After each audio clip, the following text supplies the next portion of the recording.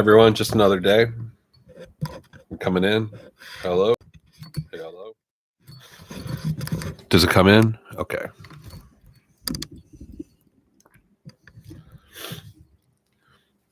Hey everyone, just another live stream day. Seeing if anyone's out there. If not, no big deal. I'm going to try to do some clip editing today. And hopefully you can stop on by and chat. If not, no big deal.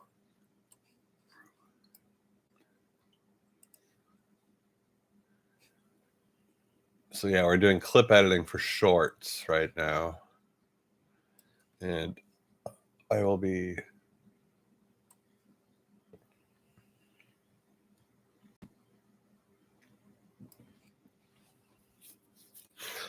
sharing the screen momentarily, but thanks for stopping by if you do, and feel free to say hi, and I'll try to keep my eye on the chat. And appreciate anybody at all coming by or having interest in the channel.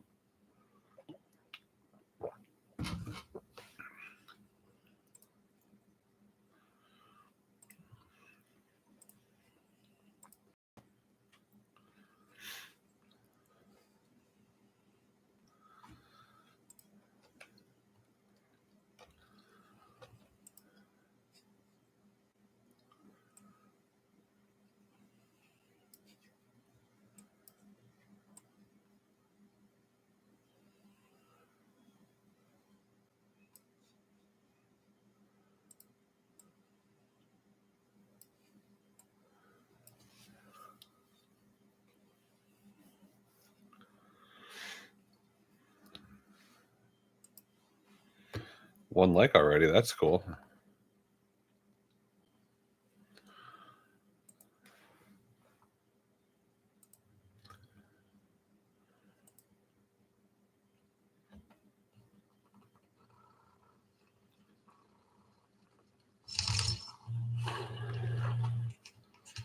Hey everybody, welcome to Happy Old Dog and Cat Farm. Today we're going to try to see if we can get Lexi outside, do a little adventure, maybe go to the greenhouse.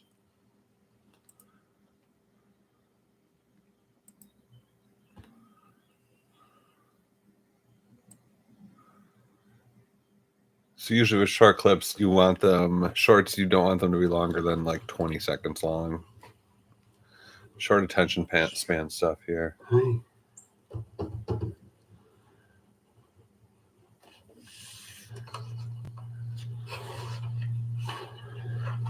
Hi, kitty.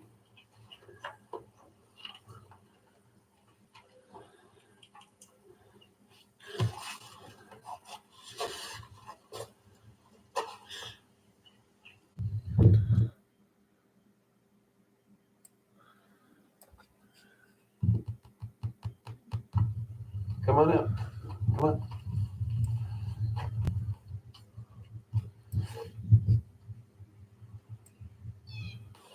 Yay. Good girl. Thank you.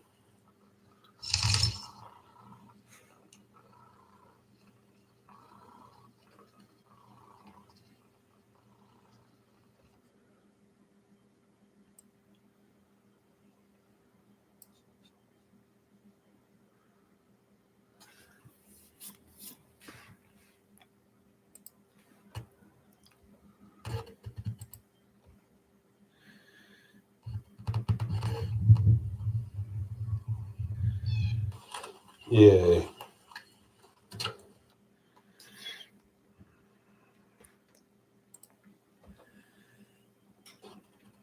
Yeah.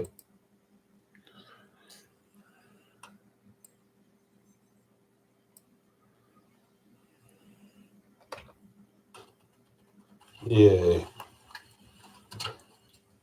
Good girl. Thank you.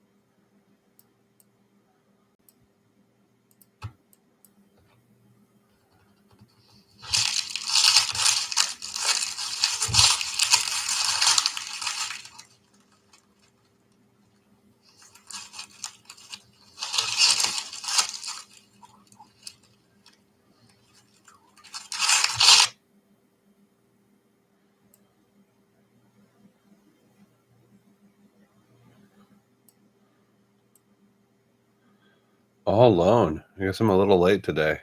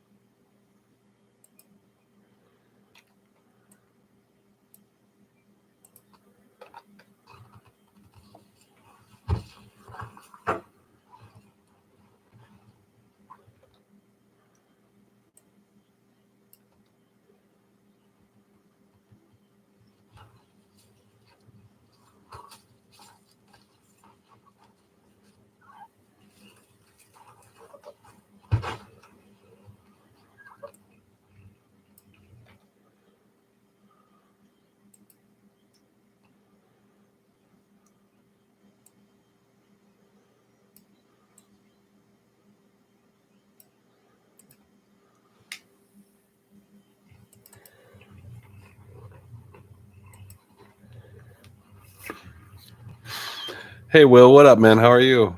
Good to see you. I'm just doing some shorts editing and trying to keep my queue filled up. What's going on? What's going on?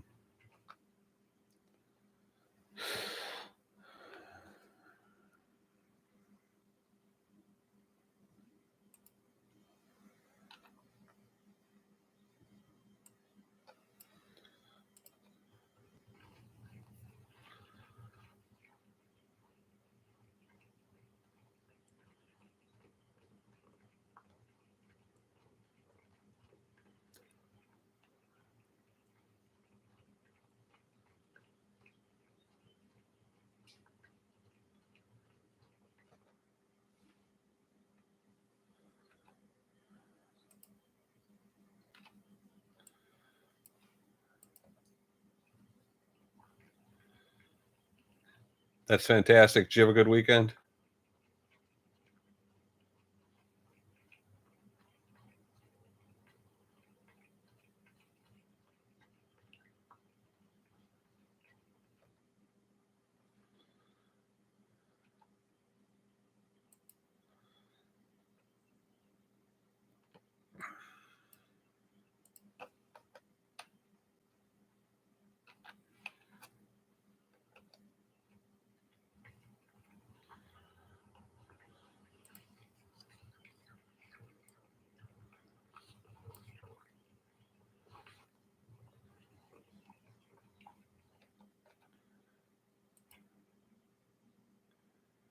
I had a really good weekend. Went and with my wife and went with some friends and went to this all-you-can-eat sushi place and ate way too much sushi and seafood and noodles. And let's see, Friday I worked on my taxes. That's always fun. But other than that, just taking the dogs for walks and playing with Lexi and trying to just keep my life as simple as possible.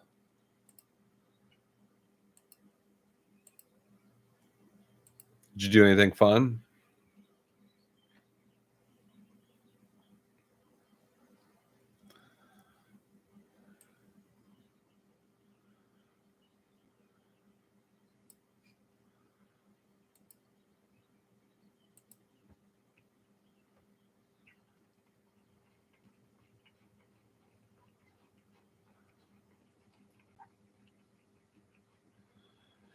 It is living the dream.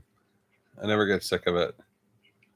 I do have to take little Bernie in for an appointment tomorrow morning, but and Stacy started up again on her chemo, but everyone's still playful and having fun, and a lot of responsibility with 5 dogs and a cute cat.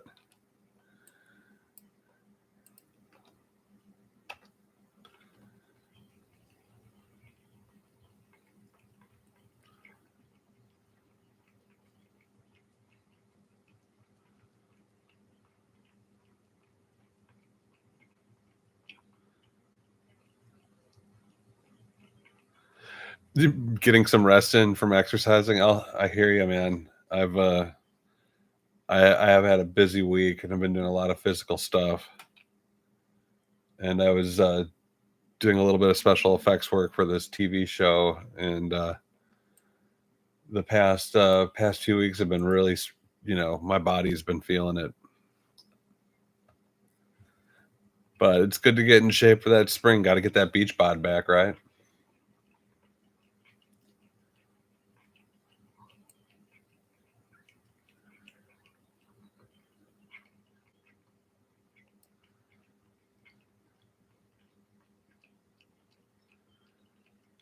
Thanks, man. You too. Always take care of yourself first. No one else is going to do it for you.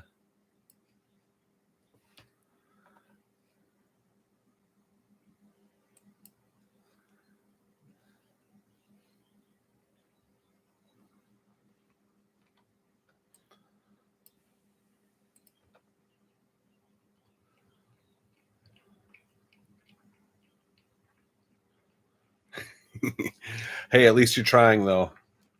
Never give up. You know, you can't let yourself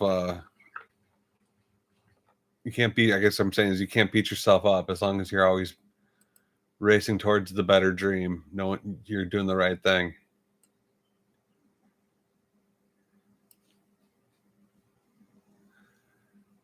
What are you doing to stay in shape or to get back into shape?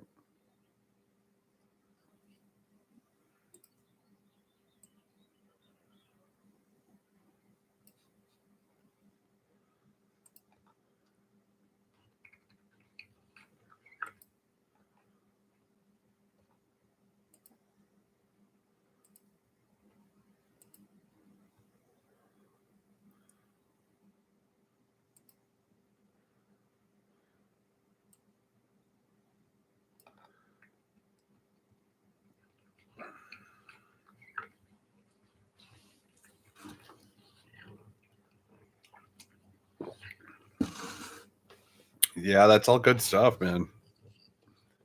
Are you the type of cycling guy that gets addicted to cycling? All my friends that cycle just get crazy addicted to it.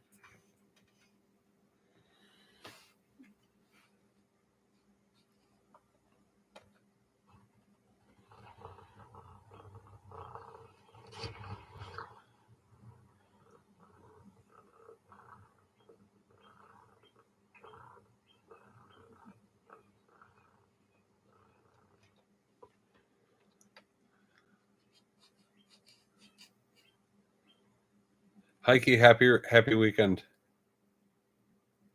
Did you have a good weekend?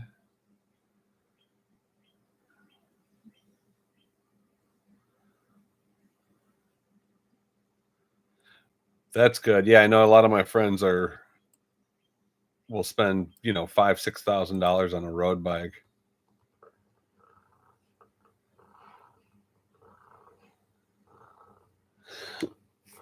And yeah, it seems like it's all they got. Will and Heike, we got 3 people on board now too. I was going to shut this down at half an hour if no one came in. Glad you guys popped in. 20-mile ride, nice. Some of my favorite workouts ever were on bikes. My dad used to wake me up as a kid to go work out at 5 in the morning, and we would always go rowing, and that was always such a hassle. But then at one point we couldn't row for a couple months, and so he would wake me up and we would just hop on our bikes and then ride like 10 miles as fast and hard as we could, and it only took maybe 50 minutes, just under an hour. And then I remember just being back home, and you go back to bed for like an hour and you wake up feeling just great. It was so much fun.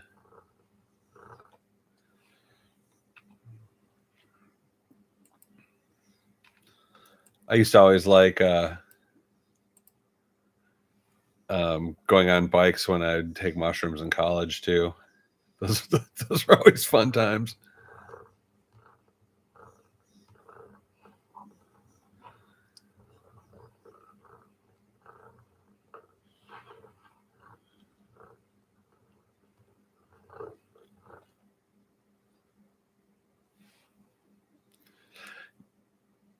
I'm sure you do.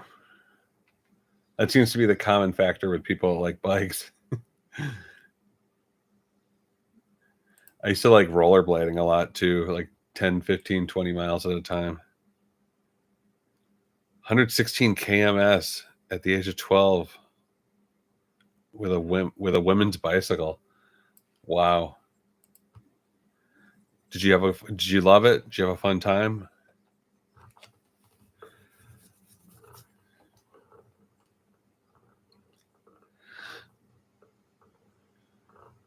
Yeah, I mean, I liked rollerblading 20 years ago, or 30 years ago.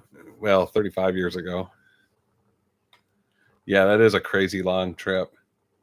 I think the longest I ever went on a bike was maybe 40 or 50K.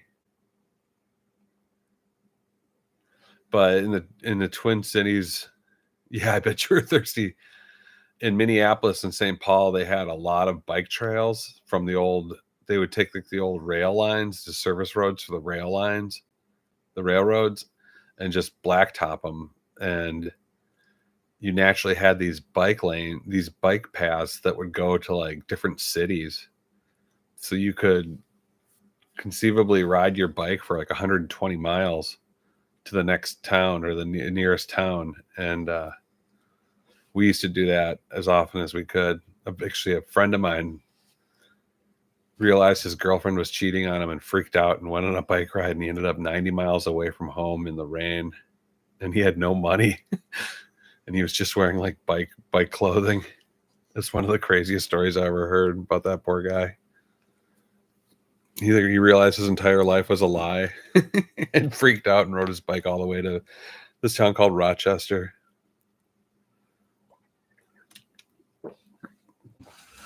Yeah, the Twin Cities, you could ride your bike all the way through the Twin Cities on bike paths too. That apparently had one of the best, at least when I lived there, they were one of the best bicycle towns in the country.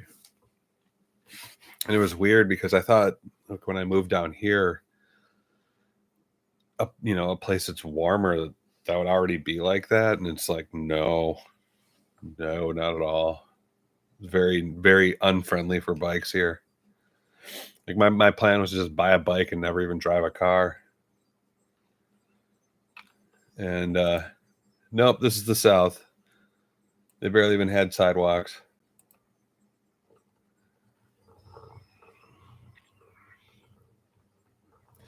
And don't be so jealous of that bike infrastructure. The Twin Cities was so expensive. It was insane.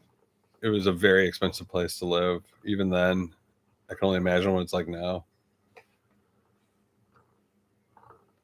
Like, imagine $1,000 heating bill, stuff like that. And that was literally 20 plus years ago.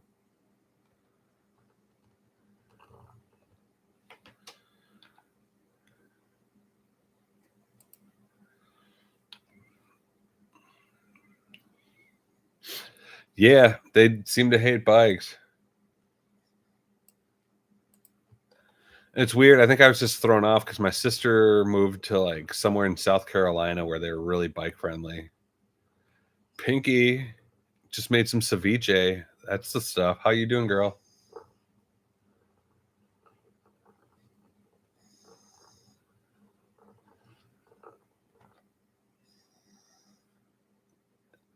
Pinky's always making that ceviche, huh?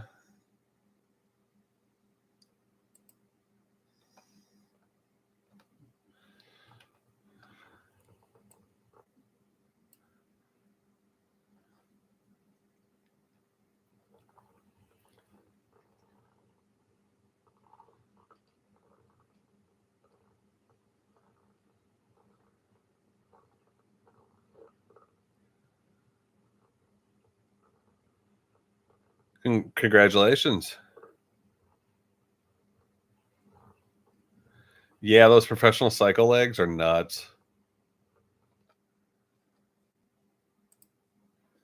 I have a friend of mine who's really tall and lanky, and he's got just big, freakish legs. And every 5 years or so, he gets in some crazy accident and ends up breaking like 6 or 7 bones. Yeah, a lot of times those gym cycling machines aren't geared right. You're not supposed to bend your knees past 90 degrees. And if you do, you hyperextend your knees. Or not hyperextend, yeah, no, I think it's hyperextension. At least that's what I've been told by trainers. Yeah.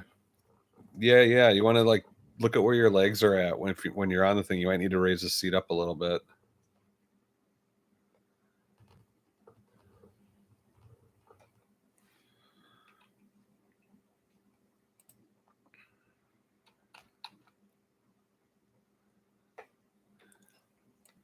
Yeah, actually, they say if you're ever working out, you never want to bend your knees past 90 degrees because you're hyperextending, like for anything.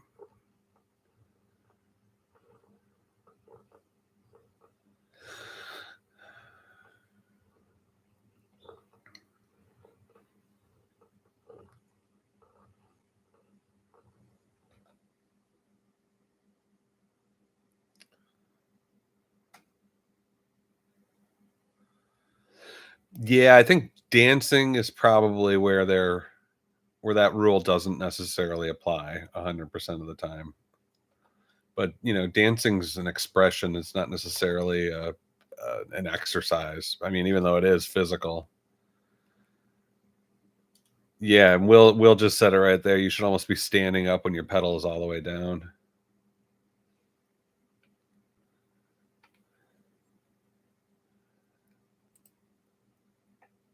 Ugh.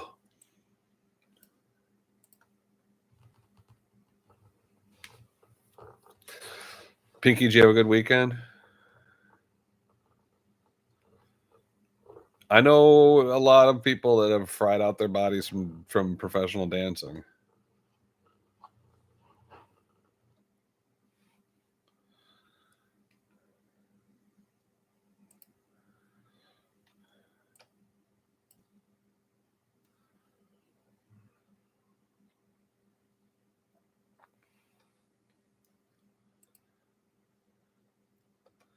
Nice. Did you do anything fun?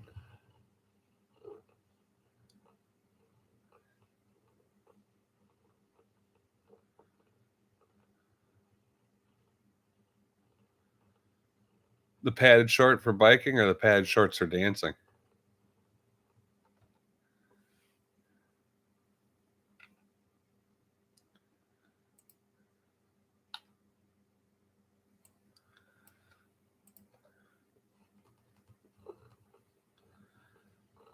Nice.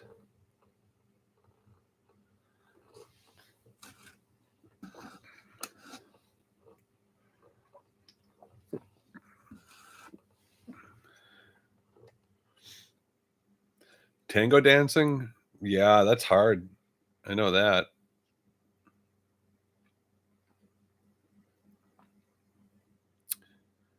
Really?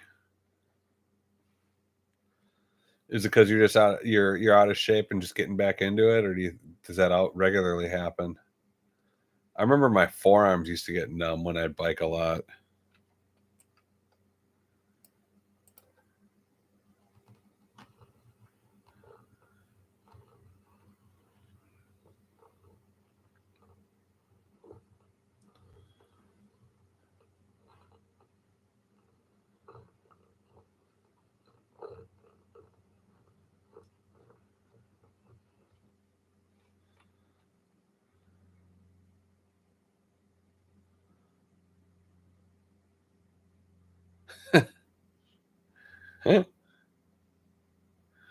Wasn't the tango invented in Argentina or Uruguay? Where was that invented?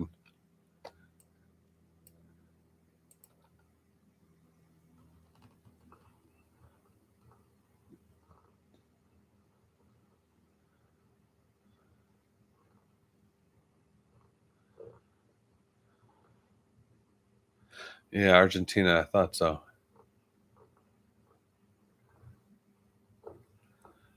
The Dance of Revolution.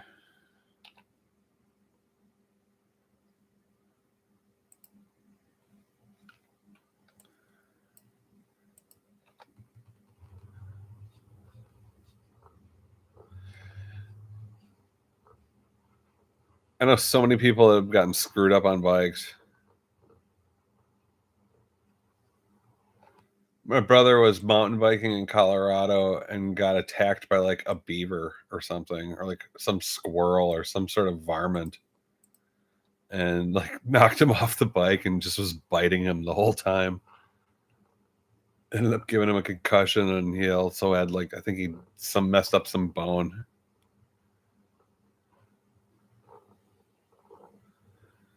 Yeah, those bikers ride in packs for a reason.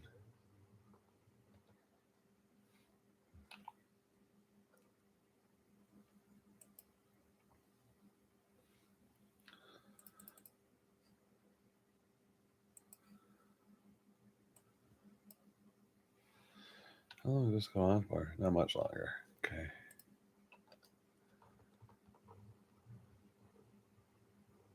Safety in numbers, indeed. Actually, out here where my farm is, it's considered like amazing road bike territory. Motorbike time? Oh, you do the road? You do the motorcycles? My wife used to ride motorbikes when she was a kid all over the African savannas, and she absolutely loved it.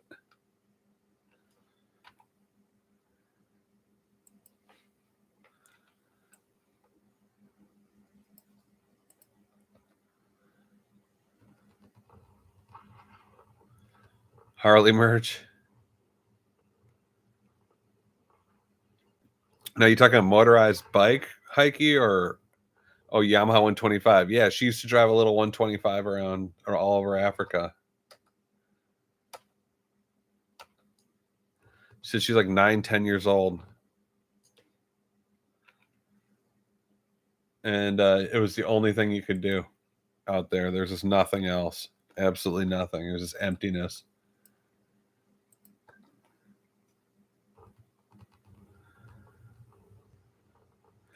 Those little 125s, I mean, they're kind of like mopeds, really, with just fatter tires.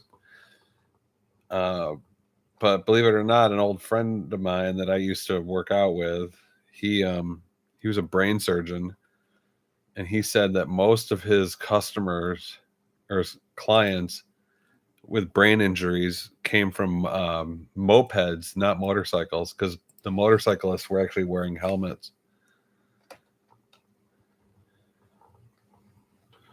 But little 125s are tiny.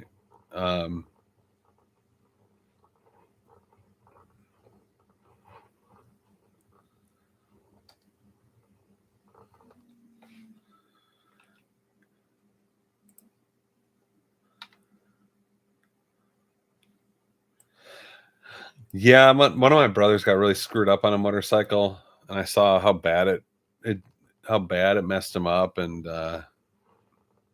I rode on one time, and it seemed like it was a little too much fun.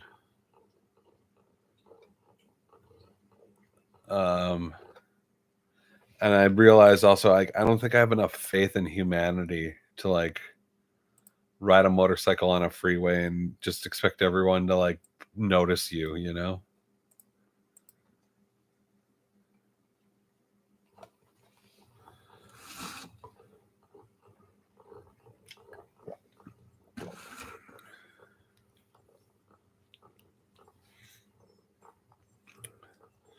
I'm kind of into those electric bikes. Those look kind of cool. So like, you still end up getting a workout in, but you just cover more territory. Those really seem to be taking off all over the place. People are even converting their regular bikes into e-bikes.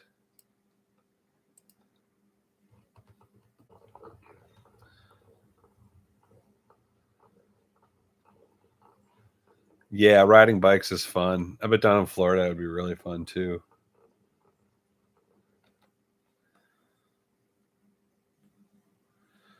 Miss Lexi's falling asleep up there.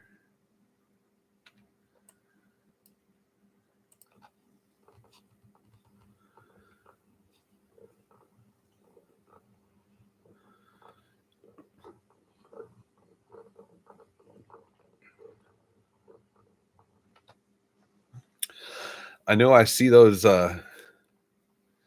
e-bikes on excuse me. Whew. On Vivor and not Wish, but the other one, Alibaba. They're only a couple $100.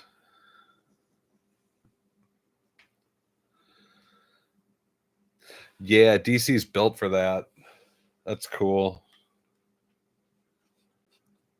Like Nashville is not a very like good city for mass transit. In fact, it's almost it's almost like it almost illustrates the racist past of Nashville too. The way there's just like buses that specifically won't go to certain areas of town and stuff like that. And it's like, oh, they won't go to like the rich white areas.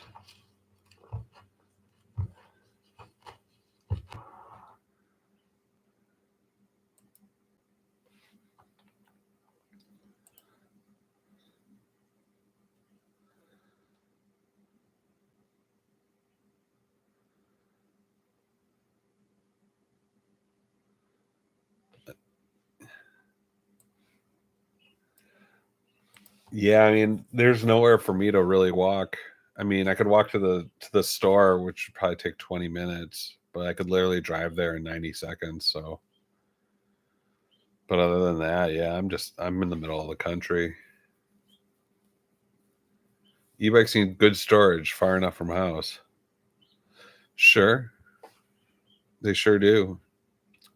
You know, when I was working on this TV show, we had this giant warehouse, and I had they were like those kids razor scooters, and I ended up modifying one of them and putting like a 500-watt motor on it and juicing the batteries up, and I used to roll all over the stage with that. And this is like 2000 and probably 2000 probably, this was 2013, actually 2013, and people thought I was absolutely nuts. They were like, what are you doing with this electric scooter? It's so weird. And then literally within 4 years, they're being like, electric scooters are rented like with cash cards on the street. I'd like an electric car too. I just I'm just never going to go anywhere near a Tesla though. I was a little ahead of the curve, and like I got the scooter for $40, had a bad battery in it, and then I found this like little scene of nerds that were modifying them and like making them go even faster. And they had like the links right for like the motor, so I just went ahead and ordered a new motor, and I realized just how easy electrical crap is to work on. It was literally like just pull off some bolts, put the new thing on, and literally plug it in. And yeah, it was fun. But literally the stages that we were at were, it was an old like regional warehouse for this huge company called Dillard's, and that was a 250,000 square foot warehouse. So it was literally like probably a third of the mile from one end of it to another. And you know, if you forgot something down at the other end of the freaking warehouse, which happened all the time, you know, you're walking for 10 minutes to get it and come back. And said you just hop on my e-scooter and go flying off. Old Dillard's was nice.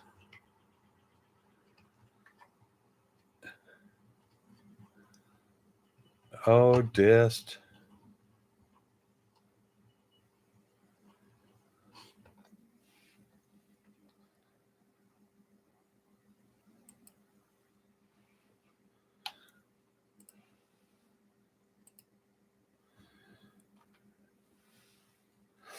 It's funny. I think on my Instagram, I've got a picture of like some Mennonites. Um, Riding e-scooters in downtown Nashville. Do you have good thrift stores down there, Pinky?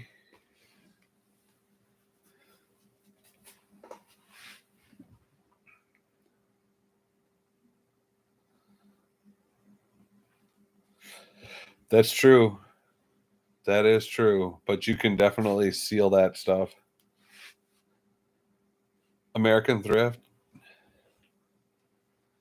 That sounds familiar. I feel like, whoa, I feel like we have an American Thrift here too.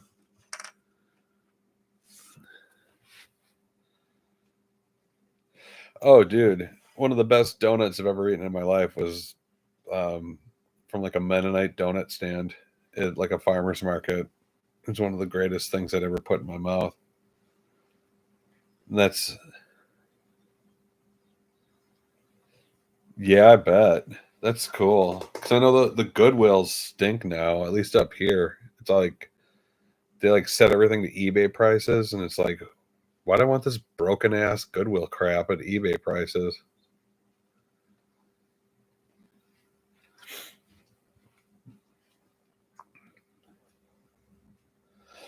Look at that. Someone new.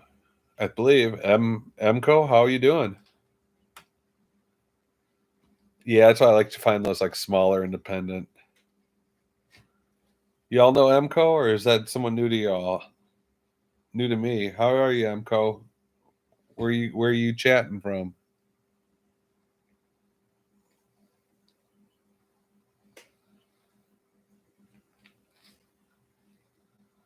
Well, welcome aboard.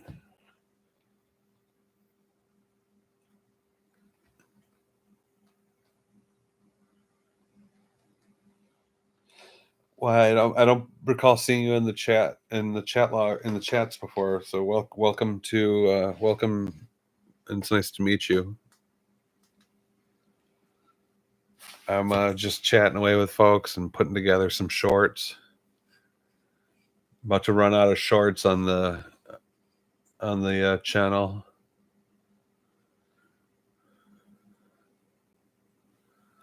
Oh, hey. Yeah, it's been a while. Nice to see you. I totally remember you. I was hoping you'd come back. It's great to see you again. Yeah, fantastic. Hey, we were just talking about electric cars. What's the big electric car company in China? Is it BYD or BHD?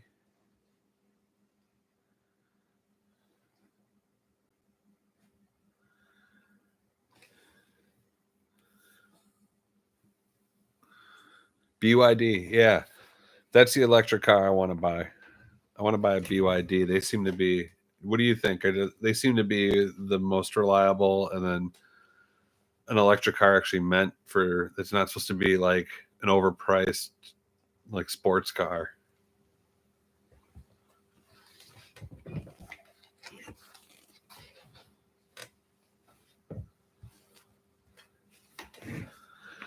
From what I've been reading, people really love the BYDs. They like them a lot more than Teslas.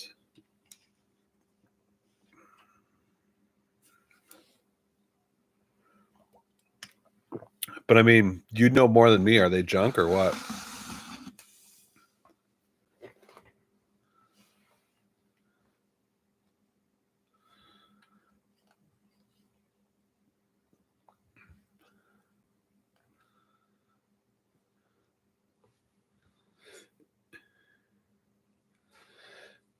Yeah, well, even if there are, even with tariffs, yeah, Teslas are garbage.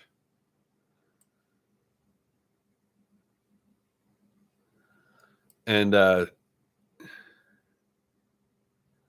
yeah, Elon Musk isn't doing Tesla any favors right now with his garbage either. But yeah, I think there's the tariffs. That's just Donald Trump trying to appear useful. I don't know. Good luck with him. I mean, he stinks. But yeah, I could see them having problems with Chinese EVs flooding the market.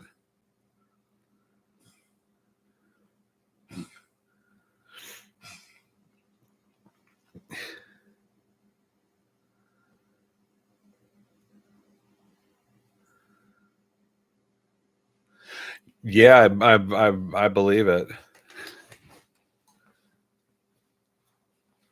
We Americans have a huge beef with Elon Musk and Tesla.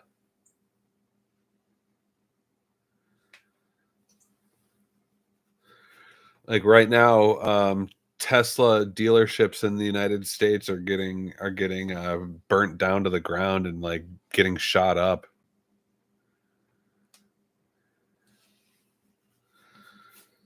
Yeah, in fact I don't know, MCO. Yeah, it's the Tesla Cybertruck is the most recalled vehicle in history. It's the most recalled vehicle in history. And yeah, the battery tech is garbage. The self-driving features are garbage. The autonomous driving that Elon Musk has been promising since like to have done since 2015 is a complete lie. When you start to really look in at what Elon Musk is about, most of what he's saying is lies. He just lies. So I'm not surprised in the slightest that like the people of China can't stand him. I'm just more amazed at like that guy was able to convince so many people with his dumb crap.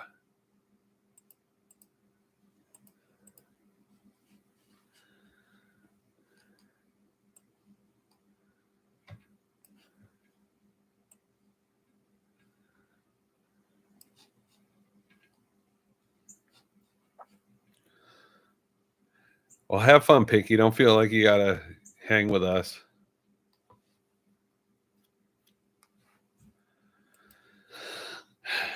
Yeah, I mean the only thing that really, I mean, the first EVs, Henry Ford, there was electric battery vehicles back like pre-Ford, stuff like that. And like the guy who invented the diesel engine didn't even want it to run on gas. He wanted it to run on hemp oil. You know, it's like alternative power methods and internal combustion was pretty much just sort of put in place by Henry Ford. And battery tech was good enough back then to create all sorts of electric vehicles.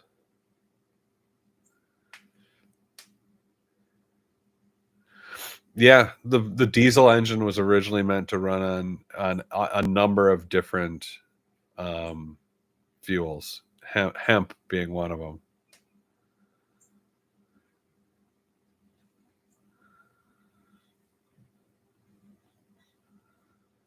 Dude, there's I think a Chinese like billionaire who died in a Tesla, and that's the thing is when those batteries freak out, the doors lock, and so you can't get out of the freaking car. Like the guy who bombed, he put a bunch of fireworks inside his Cybertruck. He rented a Cybertruck and put a bunch of fireworks in it, and then drove down to like some Trump tower and blew them all off. Um, yeah, the doors automatically lock once like some temperature sensor hits. So it's like there's a lot of just really stupid, unintuitive stuff going on with Tesla vehicles where it's just like, hey, wouldn't you want the person to get out of the vehicle if the heat sensor goes off? It's it's not a smart car. And like considering there is like some company that's doing self-driving taxis that like uses the right tech, and they are implementing them in cities and it's working. um I forgot what the company's called, but it is happening. It's just Elon Musk refuses to use that tech.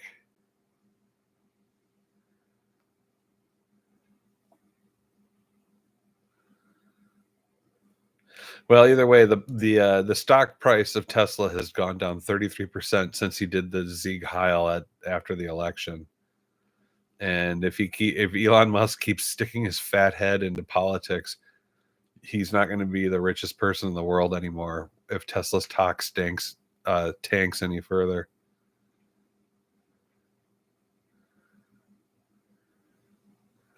Yeah, I'm not trying to do much in it right now. My wife wants to buy a gun. I know that. So there's always that. But I'm just... Why does this keep wanting to fall?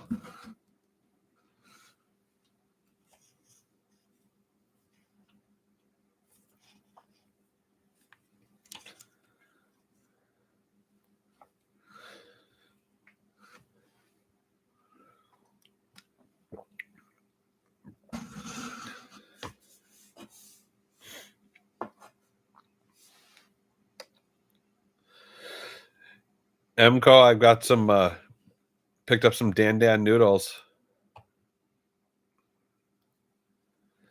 It is 12:56 here right now.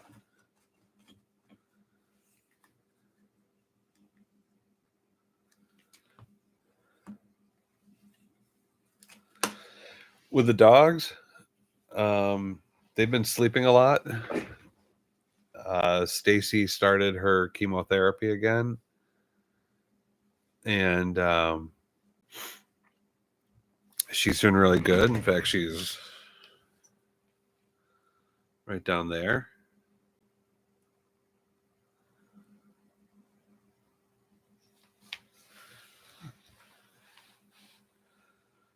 There's Murray.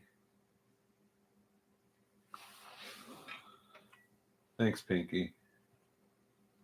If you can see that black dot, that's Mama.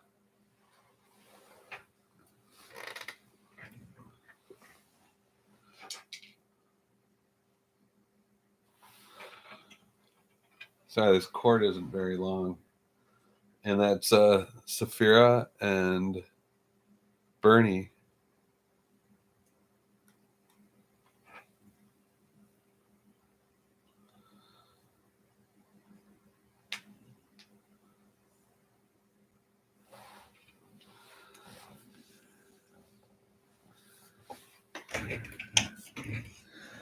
Oh, you do? Yeah, we got a new mattress and we've been working with different toppers because I have an old rib injury that just flares up from the new mattress. So we just started, instead of throwing it out, we just started cutting it into pieces.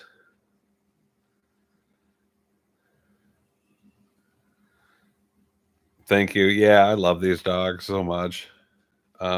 Everyone though seems pretty healthy. I know Bernie has I got to take Bernie in for an appointment tomorrow to get his heart screening.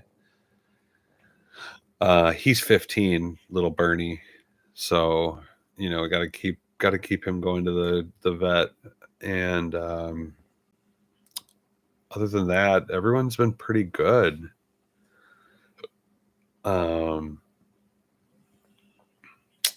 And then Lexi Cat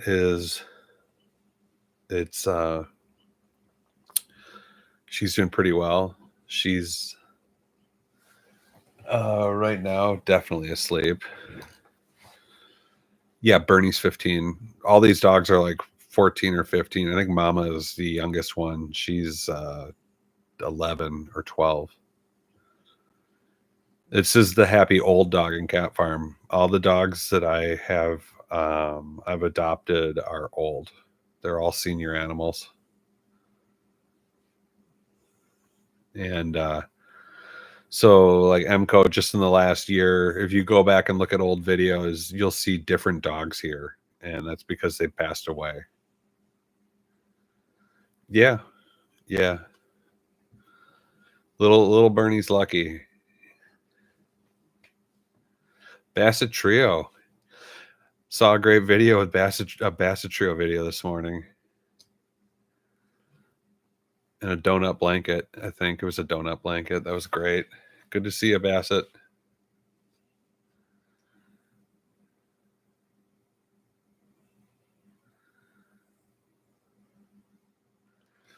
Correct. A lot of people don't adopt old dogs. People want young dogs when they adopt, and the old dogs usually get left behind. Lexi is, at our best estimates, turning 18 in August. We got her when she was 12, I think. And when we got her, we just said, who's been here the longest? And it was Lexi. So we grabbed her, we scooped her up. And so, yeah, we just try to get the oldest, get them out to the farm, let them enjoy life.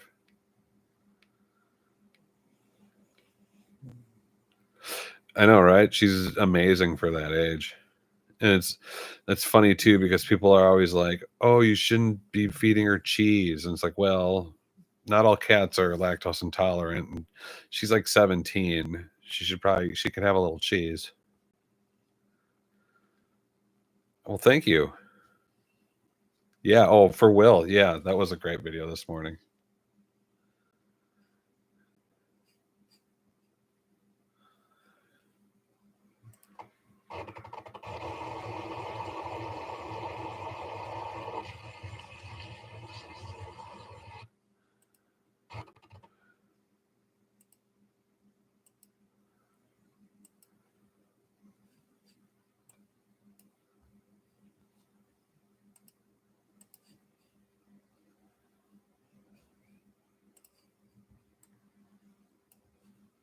What is going on here?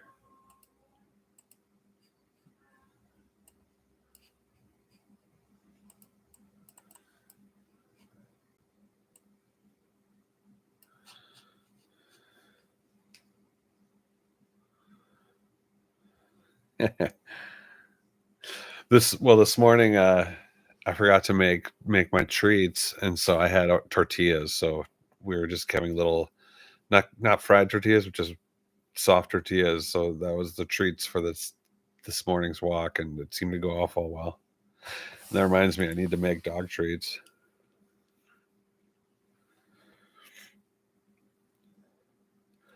Cream puff was 38 years. Coffee, some red wine.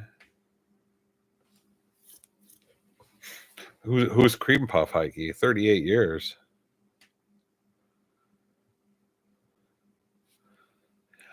I have friends with cats into their 20s. A friend of mine who lives in Costa Rica says that cats live into their 20s there quite often. So there's something in the water in South America and Central America.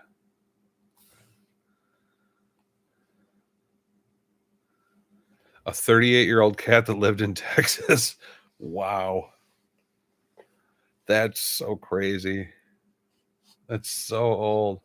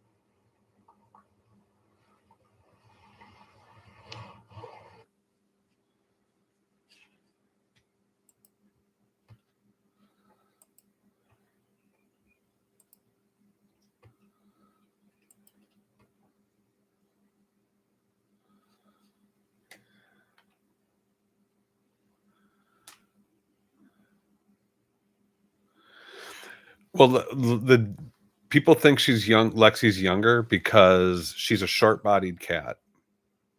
She was also kind of the runt of the litter. So she's just a small, teeny, cute cat. And that people are like, people always call her fat, and like that's literally just her winter coat making her look fat. If you want, I can go get her.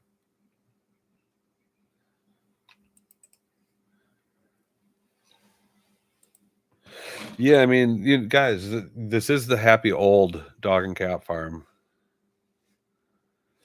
Yeah, people, I'm sure you get some comments too. Everyone's got opinions about what animals should look like.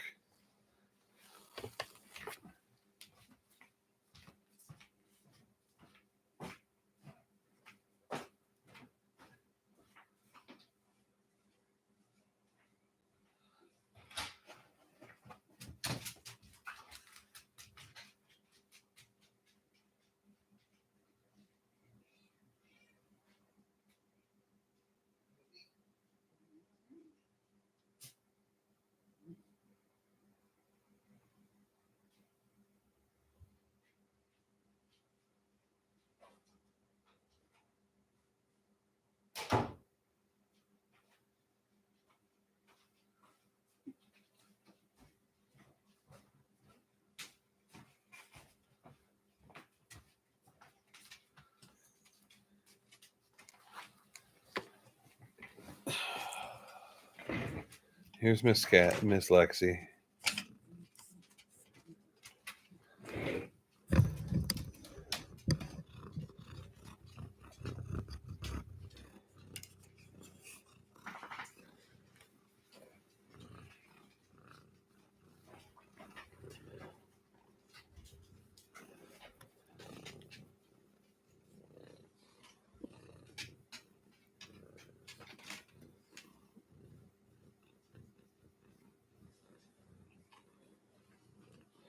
She's pretty, isn't she? Can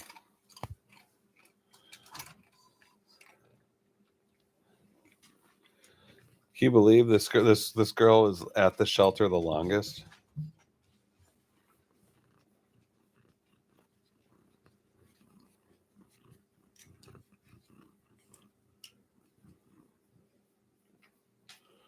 How are you, sweetie?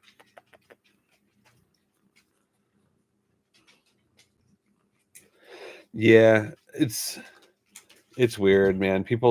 Sometimes people just want to hate. I've also noticed that like a lot of people think they're experts in animals, and maybe they are, but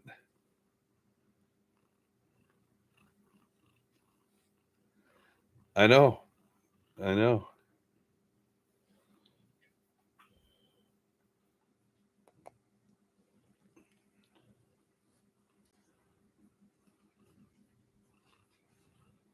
We've been bringing her out here with the dogs more. A friend of ours gave us this cute perch for Lexi, so she can has a little basket, and she can feel safer out here with the dogs.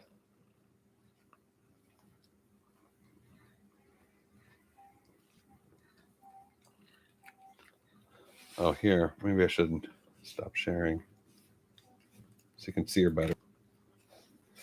Sorry about that. I wasn't thinking.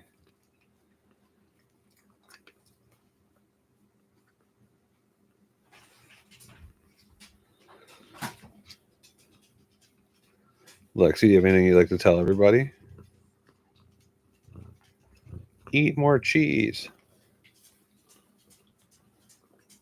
Oh yeah, she's an absolute lover.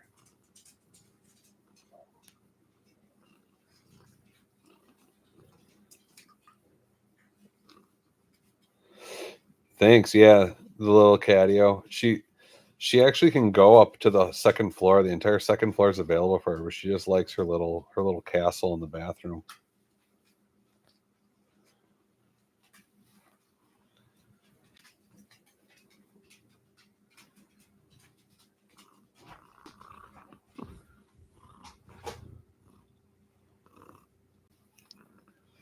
But I'll be honest, I did just wake her up, so she's a little out of it, right?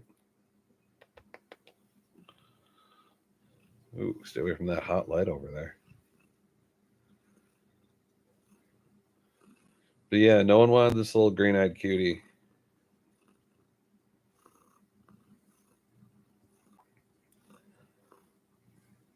Thrones.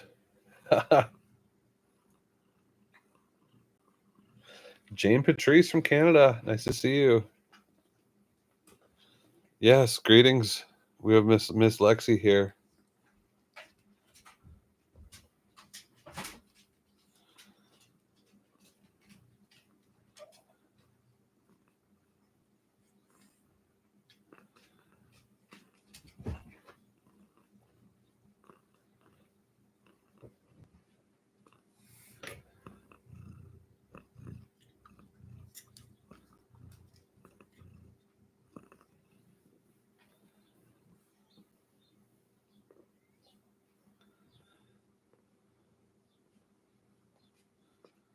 No one's going to bug you over there.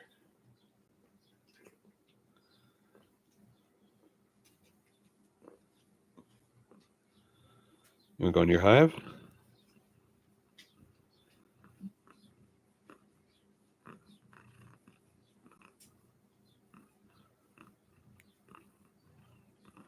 She's falling asleep in my hands.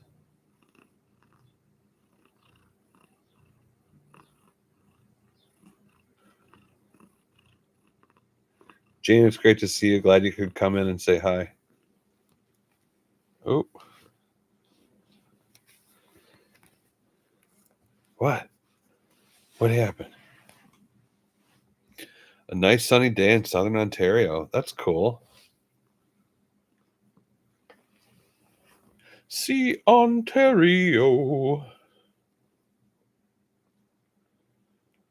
I grew up listening. I grew up as a kid seeing Ontario commercials from Ontario tourism nonstop. Not often, but she does interact with them, and we've been bringing her out here more because we've got this. Let me see if I can get a shot of it.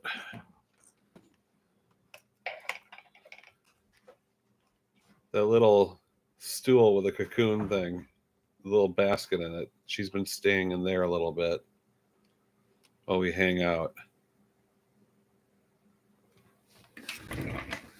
So we've been trying to get them to interact more, but at the same time, we just want them to leave each other alone more than really interact.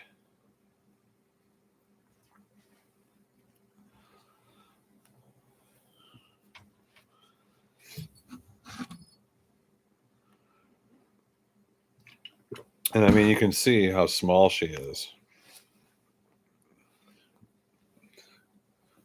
Oh, what's happening?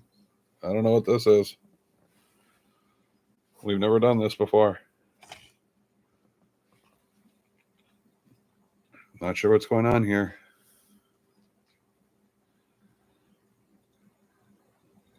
You have them imprinted in your brain. They were imprinted in my brain too. Don't jump. Lexi, as far as we can tell, is going to be 18 in August. Yeah, this is some brand new Lexi stuff here. I'm not sure what's going on. Hopefully she doesn't start peeing. Let me try to get her in the shot. There she is.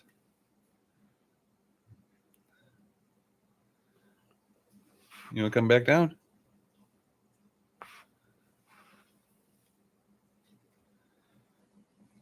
Spring's coming. It's like 60 degrees here today.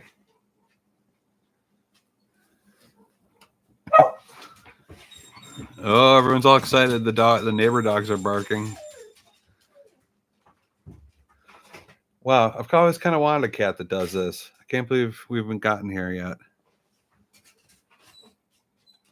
I just wanted a cat I could like tap my shoulder and it would just jump up on my shoulder. You okay? You know how to get down? Okay.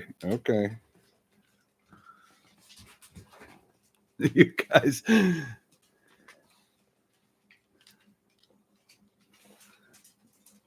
I feel like she's just getting ready to jump.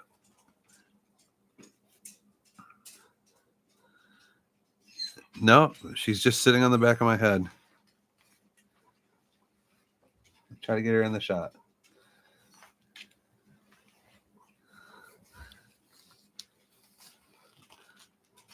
Yep, no, this is just where she's perching.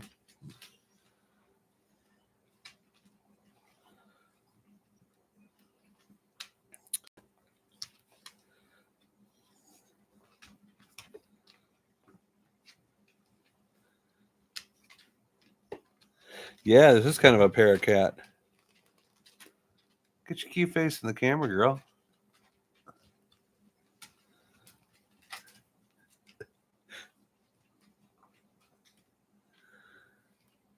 Bo, Nick, your cat Bo are watching. Are you Bo and Nick?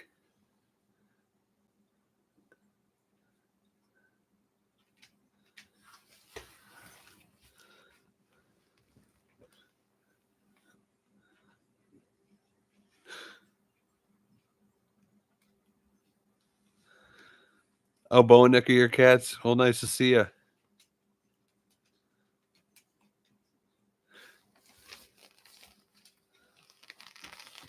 I'm not sure. I'm in new territory here with my cat Lexi.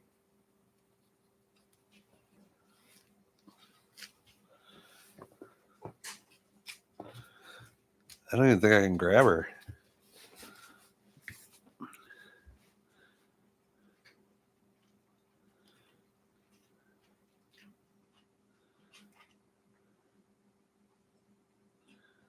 Well, welcome, Bo. Thanks for coming by.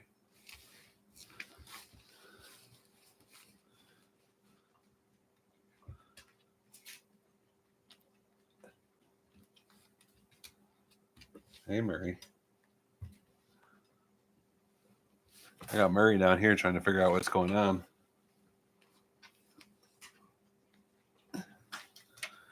All right, now she's crinking down.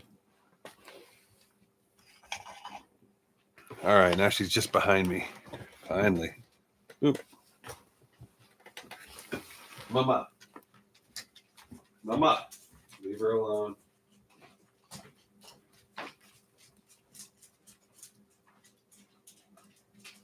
Thank you.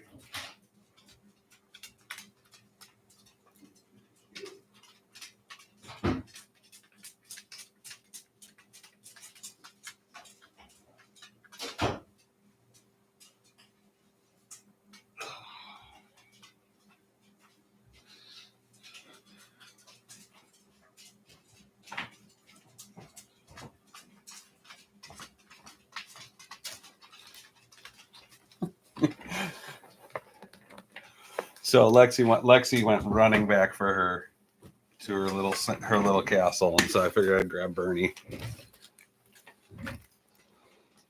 But yeah, that was some good Lexi. That was some good Lexi time. But how we doing, Bernie? This guy's a little cuddler, like the world champion of napping, and being a little warm sausage.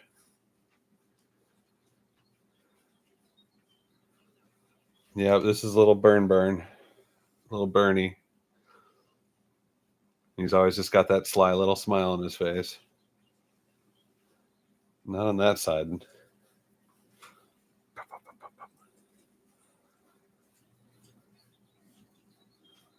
Pickles, yeah. We were actually, when we saw Bernie, we were looking like he's a good pickle size. Miss Pickles so much. He was such a good boy.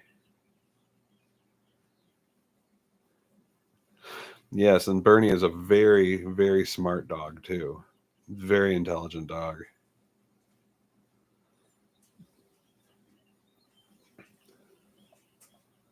Yeah, R.I.P. Pickles. Only had him for 6 weeks.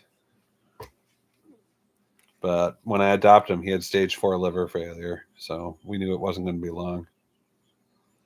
Pickles is a dachshund with a chihuahua.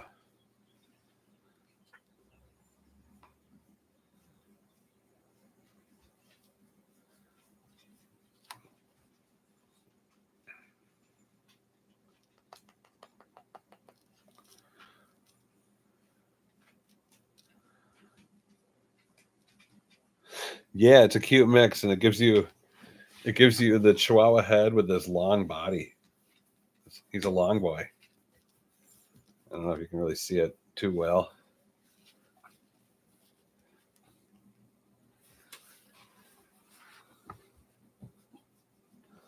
Yeah, he's a long boy.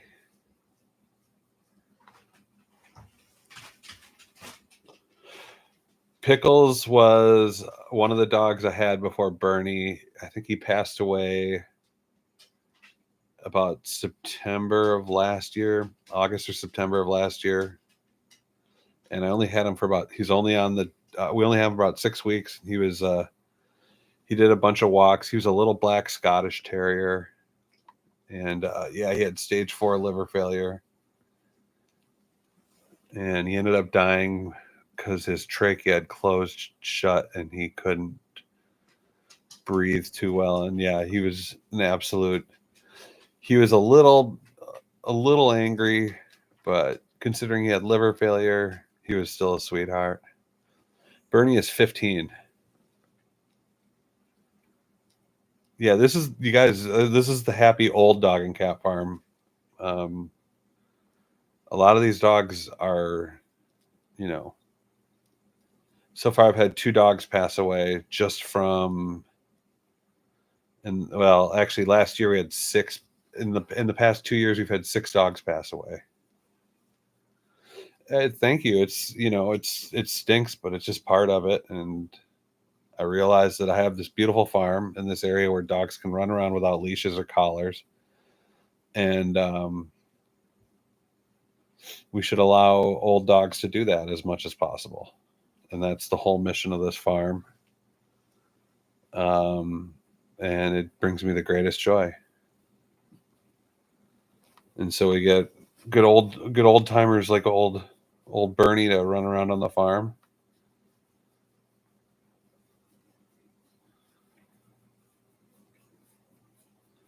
I hope your dream comes true, Basset Trio. Because I guarantee you there's at least 100 dogs that need it. And yeah, the whole reason I started the channel is because the dogs that I had from a young age initially that started passing away, I started videoing trying to video their last walks, knowing that they were coming sooner or later. Thanks, Jane. I try my hardest out here. It's a lot of work just for me. And, you know, I don't have a ton of equipment.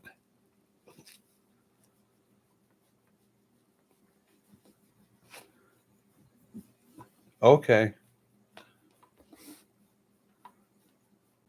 This is the first time you watched. Okay. But yeah, we had Matcha last year. He was a beautiful dog. He passed away. His pancreas ruptured. Bruce, my old black lab, he passed away, dementia, and then he stroked out. Miss Violet passed away. She's my Catahoula Whippet. She just died of old age, heart failure. What, you mentioned some stories about the farm. My name's Patrick.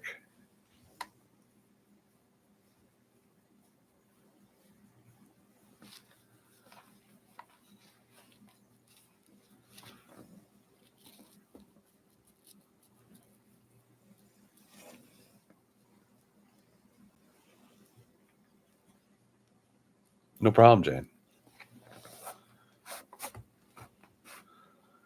But yeah, Bernie's the most amenable to being held, without like old dog yelping at me. They're all cuddly, but as far as being picked up, this is pretty much the only one. Saphira might let me pick her up. Sometimes she yelps a little bit if I try to lift her up. It does take a certain type, and luckily my wife worked in emergency vet medicine for 10 years. I worked in veterinary labs in college, and we just love animals and we love dogs. And once our original, oh yeah, we lost Ivan this is the 1-year anniversary of Ivan passing away. My wife's pit bull, sweetheart little pit bull. Saphira, you got it. That's correct.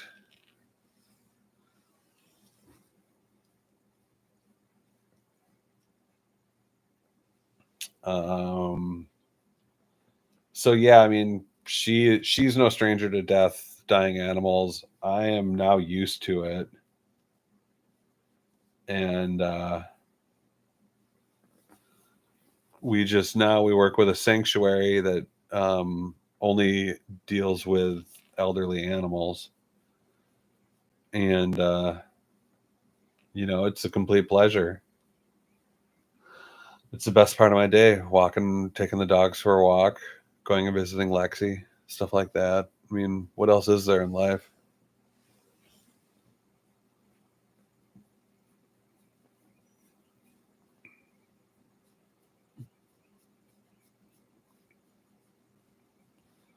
Thank you.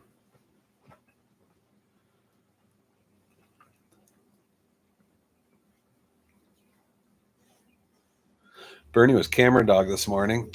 He did a pretty good job running around with a camera on his back.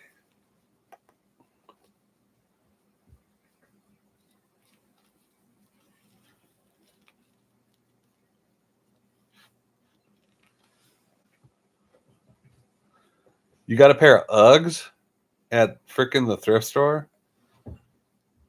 Dang, that's like a good deal. Aren't Uggs expensive?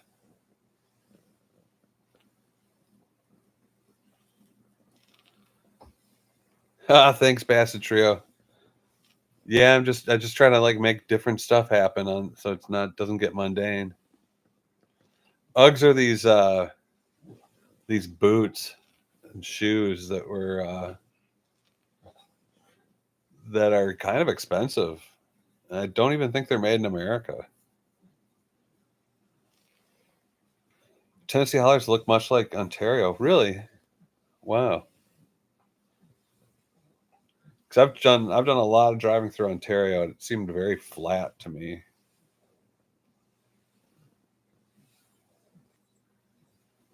But I was definitely like driving through.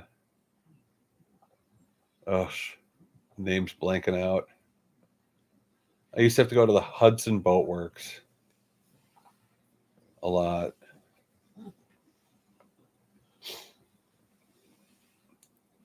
Bransford? I don't know why that came through. And then what's that one town? Saint something. The hollers are prettier. Oh, thank you. Yeah, it's I'm insanely fortunate to live where I'm living right now.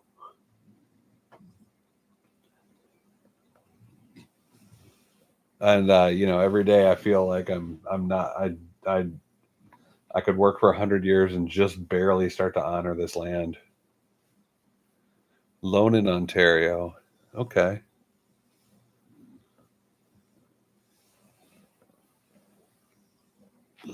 Oh, you getting tired? No? Okay. Oh, London. Yeah, dude, London. That's where London, Ontario. That's where the Hudson Boat Works was. Yep. And then Empacher, I think that was another boat company there too. Or Casper. Casper was another boat company there too. I used to go there.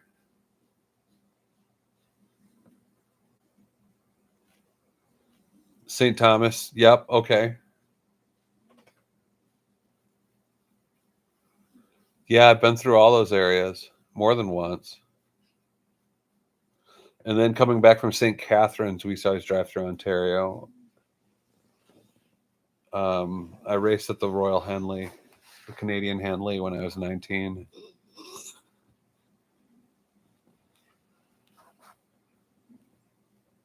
Yeah, I have a feeling it seemed very flat and very just. It reminded me of Wisconsin, where I grew up. Just glacial runoff, and everything was flat.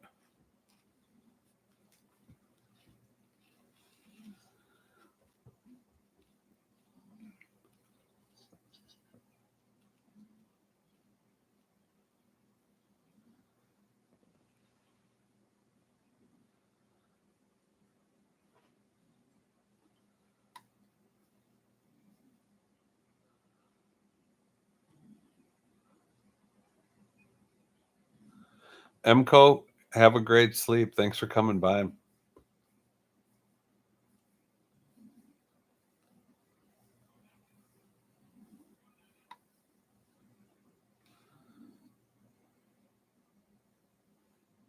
Bye-bye. And I think I'm going to set Bernie down. Oh, he's a heavy little sausage.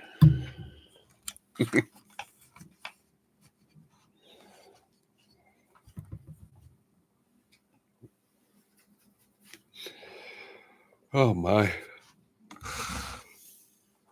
Excuse me, guys. I went and ate way too much sushi last night. Oh, sushi.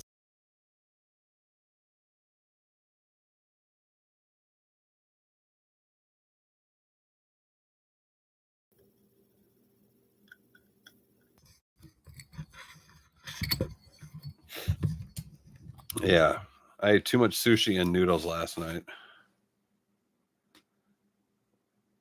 Is that a live Lexi feed? What Lexi feed?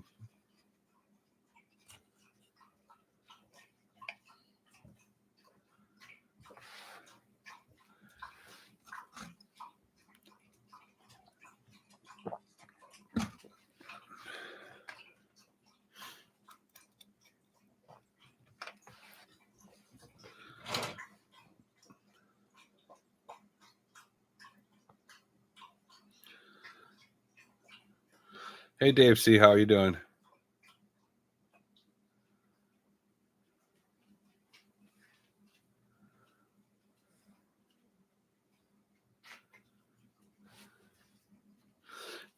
Dave, I love seeing your comments. Thanks a lot. And Jane, I love seeing your comments too. And Pinky, of course, and Will.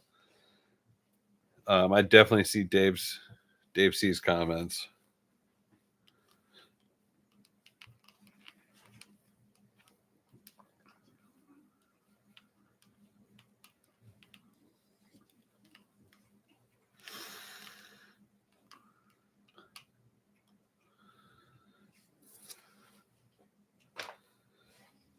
Yeah, they're great. Thank you.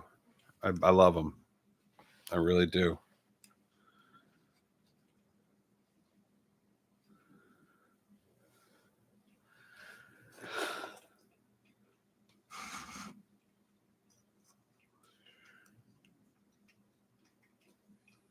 It's been an hour ceviche time.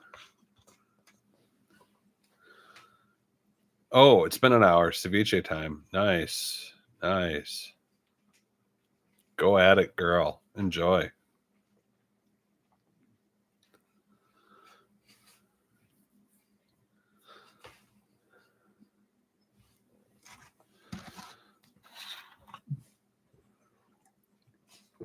Enjoy those Uggs. It sounds like you probably got a good deal. Oh, we just had Lexi out here. She's doing great. She was crawling on my head and crawling on my shoulders. And yeah, I feel like I need to take a Sunday siesta. They make bootleg Uggs. Yeah, ceviche. That's ceviche. Will.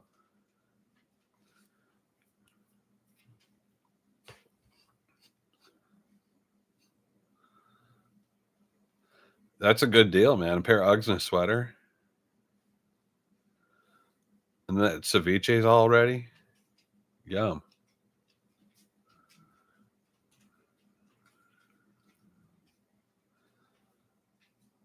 Well, she went to a thrift store, and the Florida thrift scene is insane because there's so many just old timers passing away down there. So it's like, I don't know. I bet you got some real Uggs. Oh, they are Fugs, probably fake Uggs. Fugs.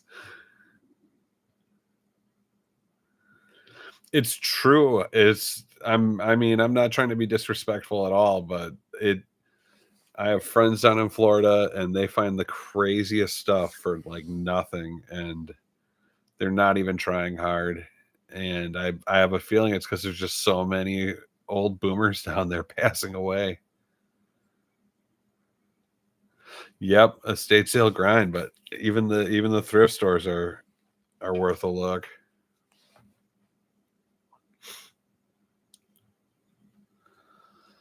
Wow.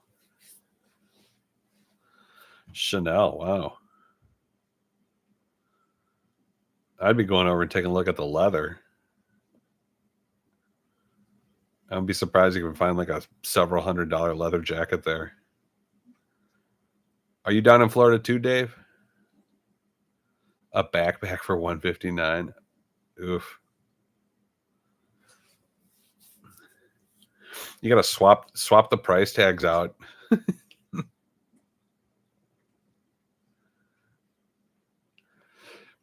Estate sales are great on the last day. I go to the last day ones up here usually and do really well. Yeah, Jane. The problem is most of the thrift stores in the United States are now either Goodwill or actually it's mostly Goodwill or else there's one other kind, like as far as like the big chain thrift stores go, and they straight up just put stuff at eBay prices now, and it's not like it used to be. Like they literally are charging like prime rates for garbage.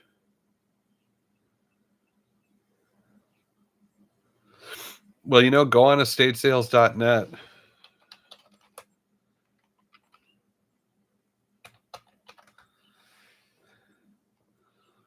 And you can they always have pictures up, like a couple hundred pictures for each sale, and you can get a vibe on whoever's having a sale. Oh, Dave, you're in Ontario too. You and Jane Patrice, both in Ontario. Yeah, it's usually Sal Army or Goodwill down here. Value Village. That sounds good. We have Southern Thrift and then just Goodwill. But if you go to some of the smaller towns outside nearby, you start seeing Salvation Armies pop up, and the Salvation Armies are okay. I just know that thrift stores are well aware that people go into them and just get away with robbery. And now the prices there are just ridiculous. It's like they're not there to help poor people anymore. They're there just to make money.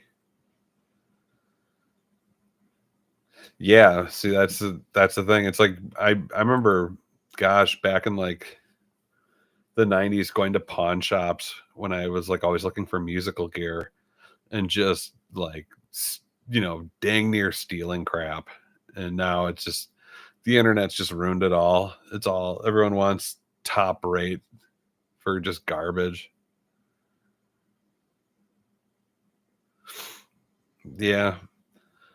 That's why I think you need to go where the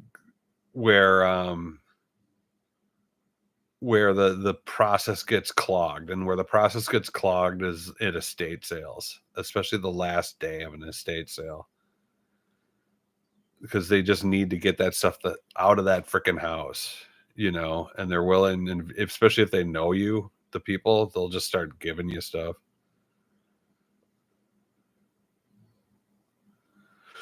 Resellers, oh well, I mean, there's always been resellers, even when they were charging reasonable prices,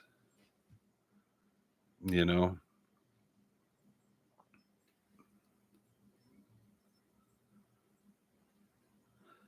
I do know this. I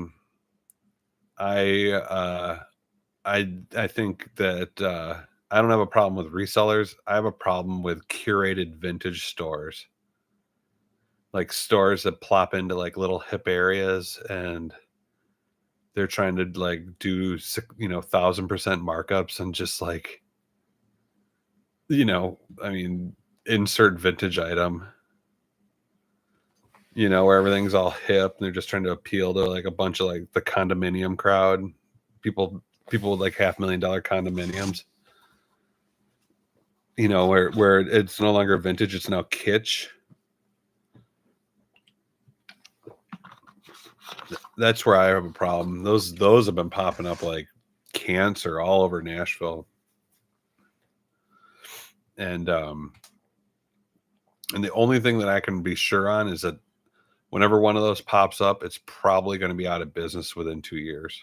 Because it's like, I'm sorry, no one's going to be, yeah, it totally takes the charm out of it. No one's going to freaking come into your store in Hipsterville and drop $150 on some beaten up old Levi's from the 90s.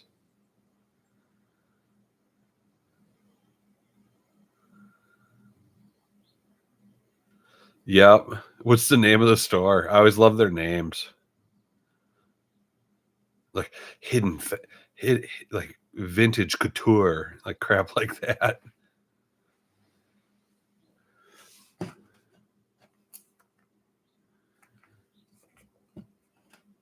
Ragtime.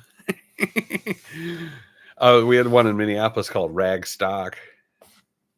What's funny is oh god, there was one here called that was just ridiculous. I mean, just a straight up key ring, just the metal ring for keys.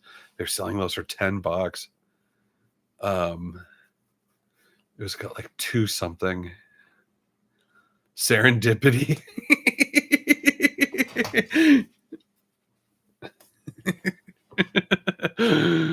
Oh wow. Oh man, I should almost just look.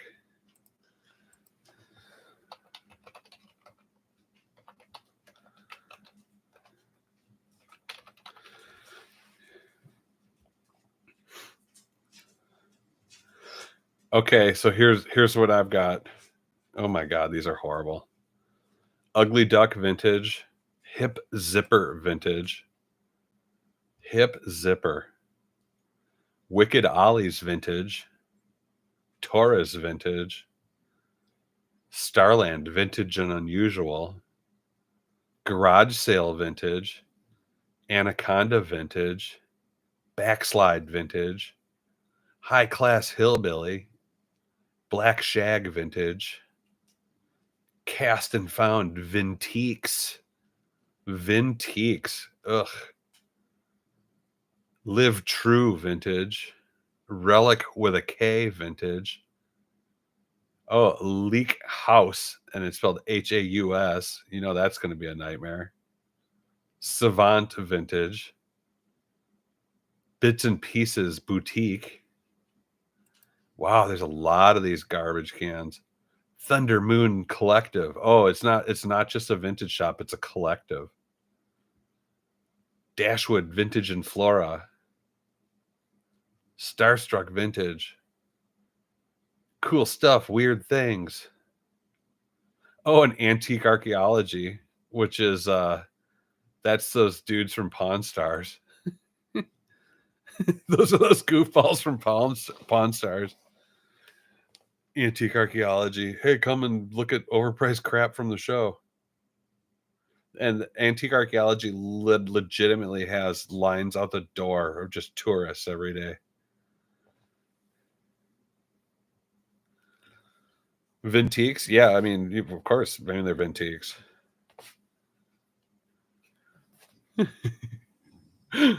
Wow. Pawn Stars. Wow. That'd be cool. There's a shrimp restaurant just called Prawn Stars.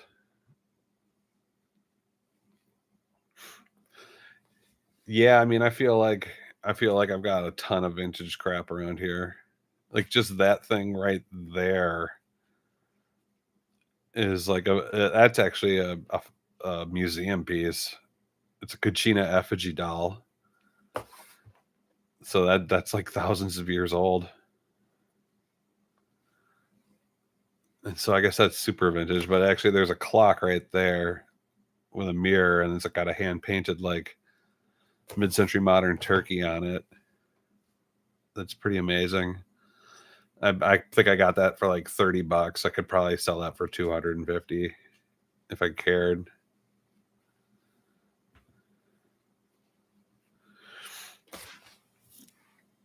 Vintiques. I always love how they try to make up new words for garbage.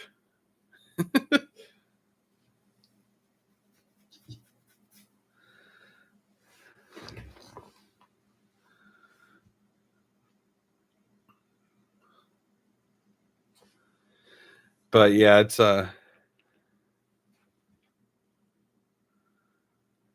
yeah, I mean, of course.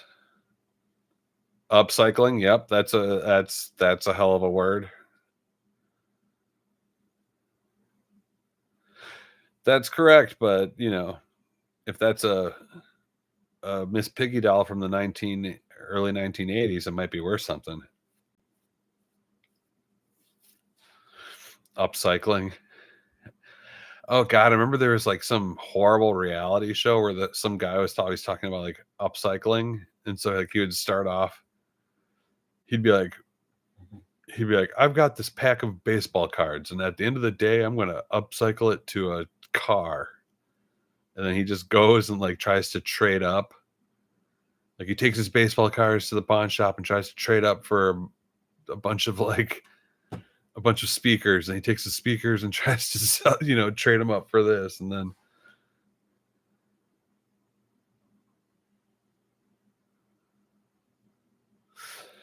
yeah, I watched this guy just because I can't believe how he's so like small town Canadian. It just hurts. And no offense to Canadians, but I'm known enough. I've traveled enough around Canada to know what a small town Canadian is like, and he's so just pleasant and like nice.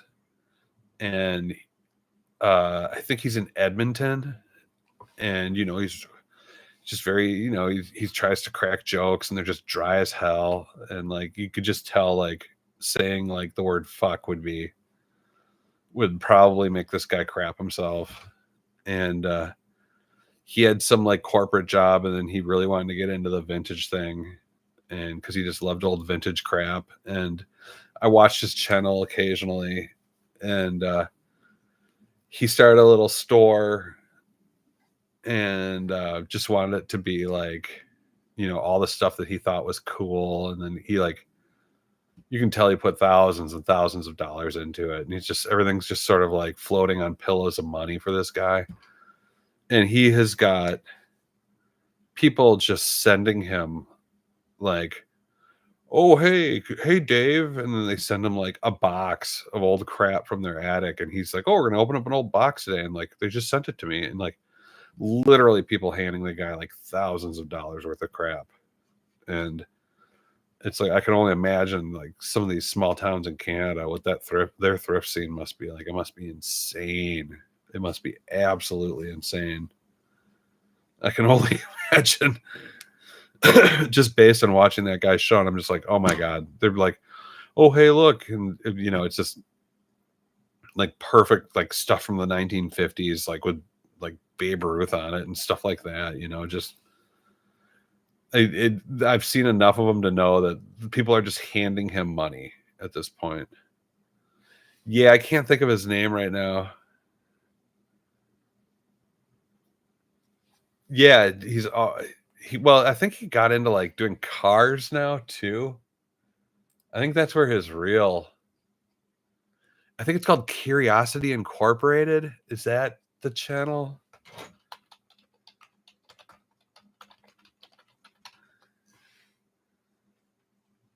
Yeah, it's Curiosity Incorporated.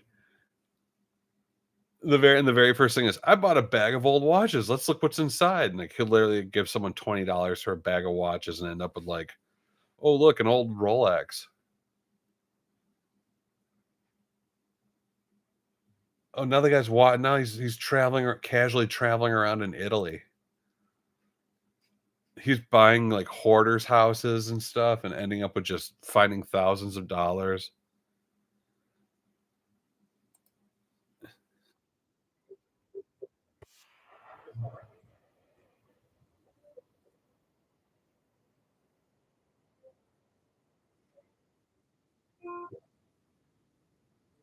Big and small. I never know what I'll turn up next. It's about exploring new places, seeing new sights, and having fun. And even though sometimes I get over my head, we try and make things a little better along the way. This is Curiosity. The Mr. Robin. Hey everybody, and welcome to today's episode. I am on my way back home after Gosh, he has purchasing almost the, 600,000 subs contents of too. a basement. I actually went over there. So I know it's not a trailer full. I've certainly had bigger loads of stuff than this, but what I do have here is good quality. Marshall amp. We've got Oh, look, I mixing just got a boards, Marshall one of amp. those early rhythm composer things, like a drum machine. You just got a TARDIS vintage drum machine. police call box from Doctor Who. It's a little mini bar fridge. Because You got a why Doctor Who not? mini bar fridge. A The dude rain probably stick? spent like $400. Yeah, on there's all a that. rain stick there. That's what you're excited about? Yay. Look at how happy she is. Oh, But pretty geez. much all of this Pinky. is This guy is so wholesome Canadian that you just want to kill yourself. You literally want to kill yourself. It's so just raw and just so like apple pie. He's like, oh geez, gosh, everybody. Ha ha ha. Like, I don't think the dude's ever sworn in his life. And yeah, I would watch him and just get angry because I would literally go to like you go to Goodwills and go to estate sales, and like if that pile of crap was at an estate sale, there would be down here, there would be 300 people just chomping at the bit to get that stuff. Raw, unfiltered wholesomeness. And it is so raw. I mean, just oof. Oof indeed. And yeah, you're just I honestly I would watch it just waiting to see if the wife would freak out about all the crap he buys. But she's just into it at this point. I've just determined she's just a good, faithful woman, and she just is along for the ride. And you know, if it's weird, it's weird. So what?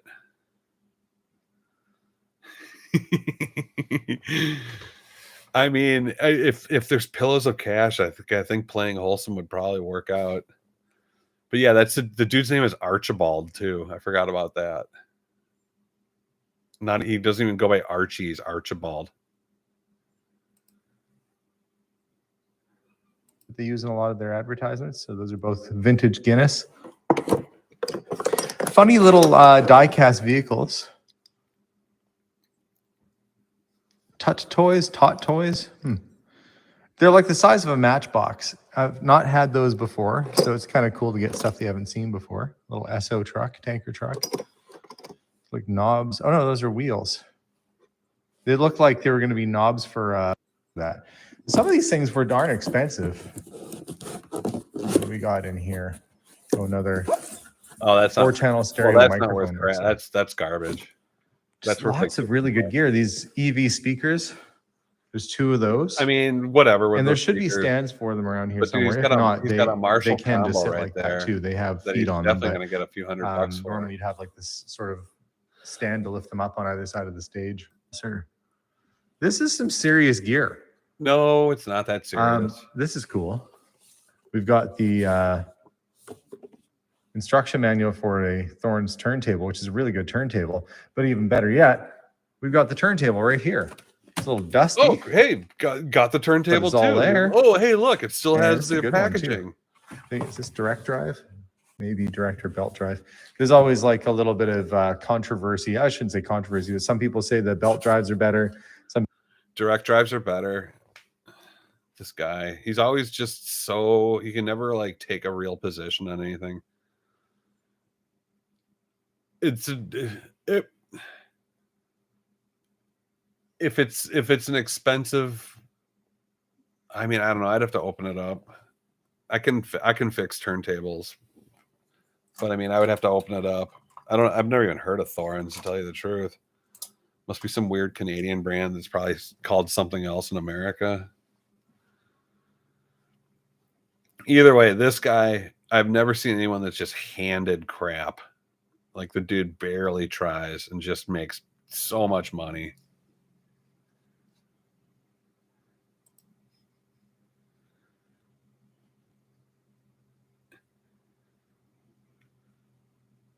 And yeah, it just doesn't stop with this guy. Yeah, $1,300 for all this. He probably Hi, I'm Alex Archibald. I've been Alex Archibald. That's his name. buying and selling antiques since I was a kid. Over the years, generations of our family have gotten involved in the business, and I'll search just about anywhere I can to find hidden treasures, both big and small. Oh.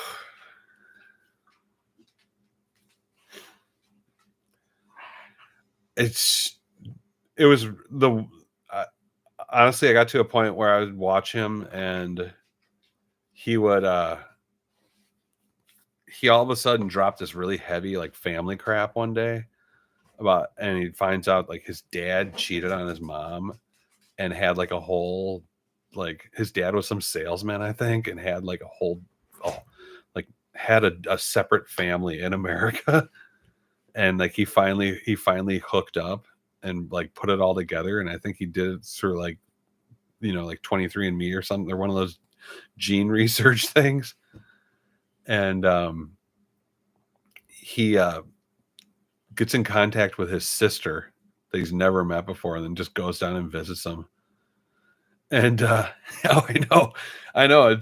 I was hooked. I was riveted for a while, and goes down there. And like they're in Colorado, rural Colorado somewhere. And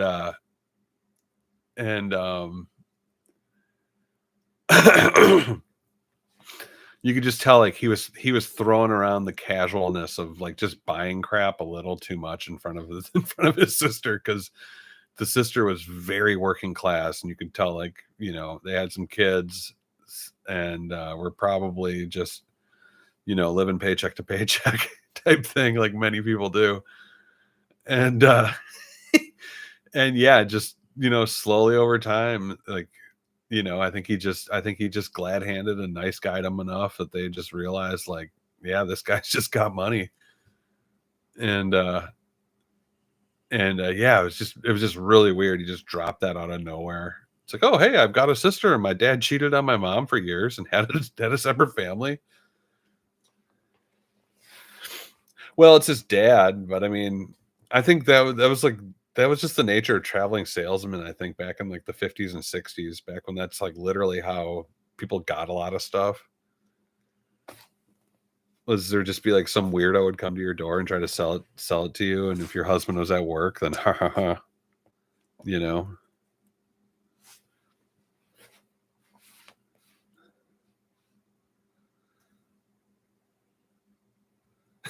Yeah. Hey guys, I'm meeting my adult sister for the first time in Colorado, and I'm gonna like casually buy a $900 jukebox in front of her. You can almost see her shit her pants when he was just like, "Oh hey, this will do really well up in Edmonton."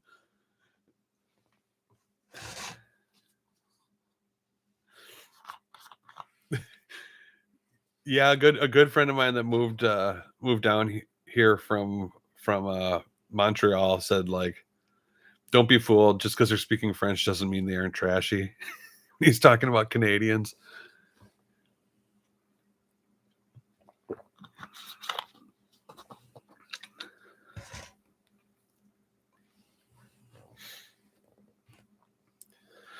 But yeah, Alex Archibald, 2 first names.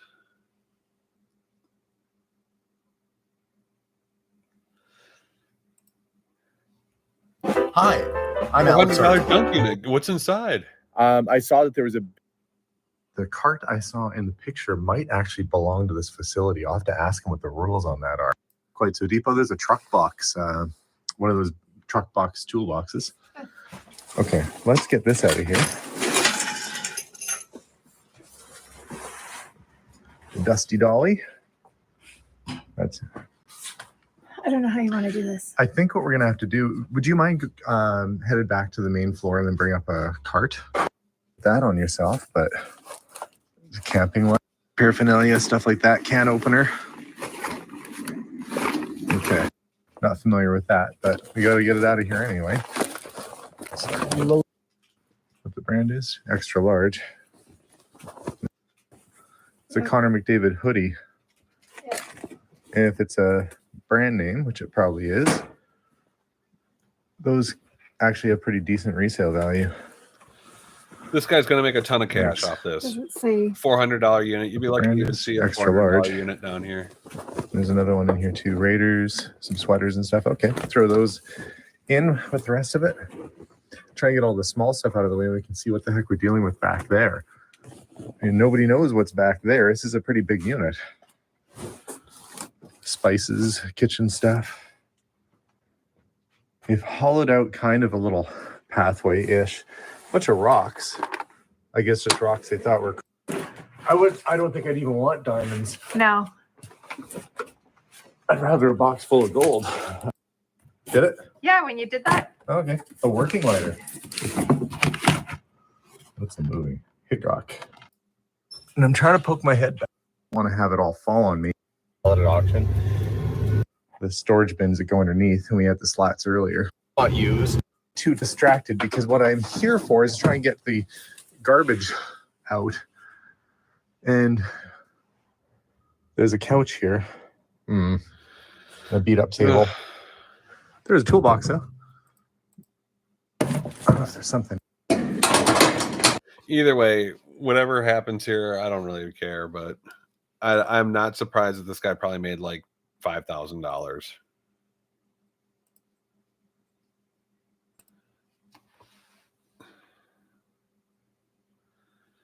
He's into old cars, and he'll fix them up too.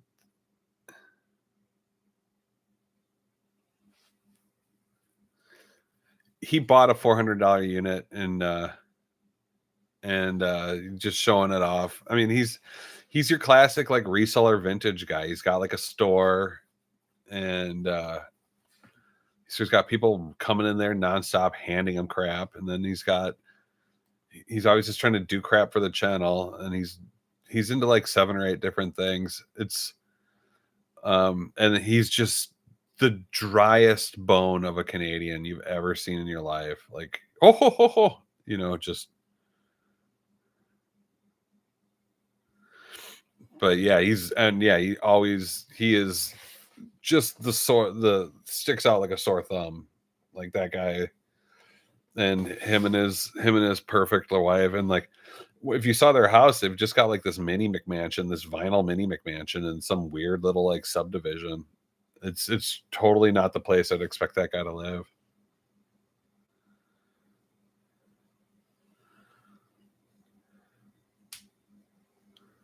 Stormfest.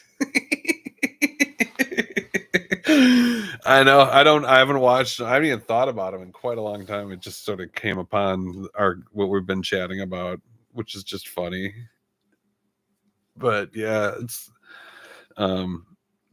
I do occasionally watch One Pug Life. That guy's interesting sometimes, but that's about the most of the Canadian YouTubers that I watch. One Pug's okay. He's a weird guy though.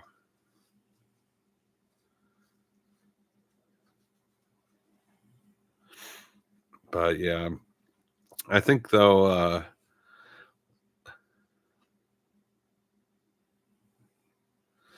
oh, you like that? That's a panther. The purple panther. Thanks.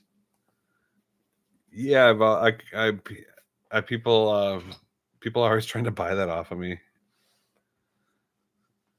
and yeah, I kind of don't want to let it go. I enjoy it too much myself. There's a high school north of here, about 50 miles, and they're the Purple Panthers, and I got that from someone's yard. Yep. And it's for Lexi. It's to warn people about Lexi.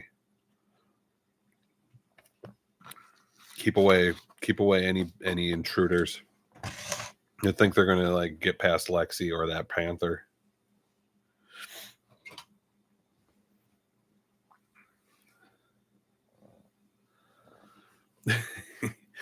And it's the Portland Purple Panthers, so it's like a triple P threat. And we had problems with a cop in our town who was arresting people for DUIs who were sober. like it made like nationwide news. Like people were getting arrested and blowing 0-0, and he was still arresting them anyway. Just this shit cop. And that guy finally got let go of, and now he's up in Portland now. It was crazy, man. Once the news did like a whole breakdown on this guy, they're just like, what is this dipshit doing? He's just such a dumbass. One of the people that he arrested was a teacher of like 29 years on his way to school to teach. And he's like, nope, you're intoxicated. And the dude had like nerve damage in his back. He's like, what are you talking about? And yeah, like immediately, and then there's even more people coming forward now who got railed by this guy. And yeah, they just got him the hell out of there. So he was, yeah. Step out of the car. It's 7:15 on a Monday morning, and I think you've been drinking. You know what I mean? It's just like, come on, man. It's just backwards ass Southern thinking, as far as I'm concerned. Probably just some high school loser.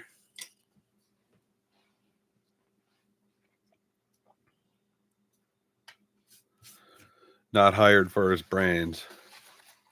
Yeah, bad cops can be a nightmare, man.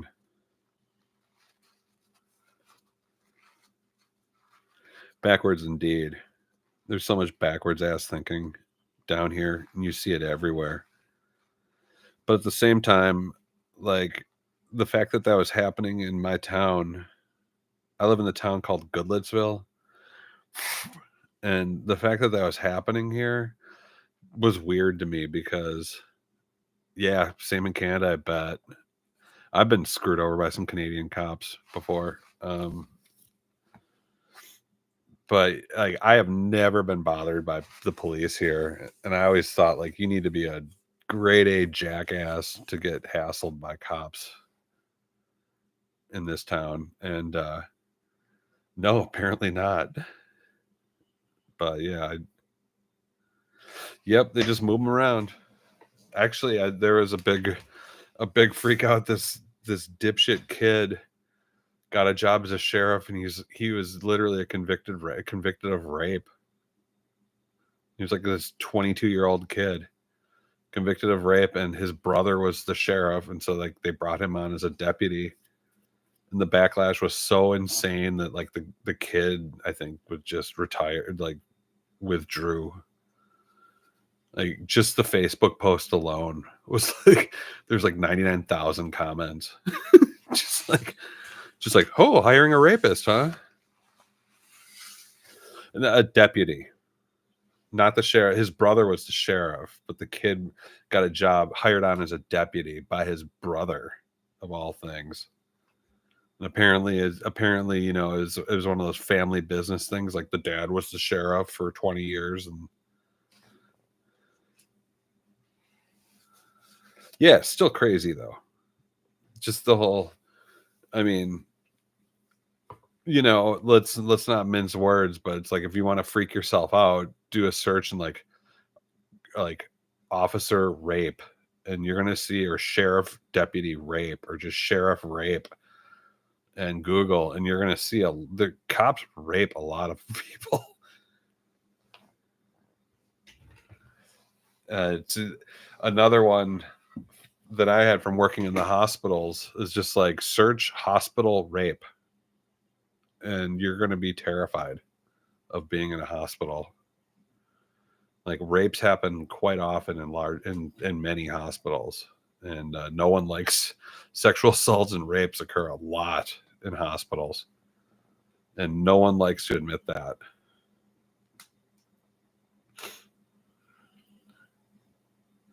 No, they don't belong in the same sentence. But when I worked at a hospital, it was insane how often I was hearing about there was like, oh, there's a rapist actively working this hospital.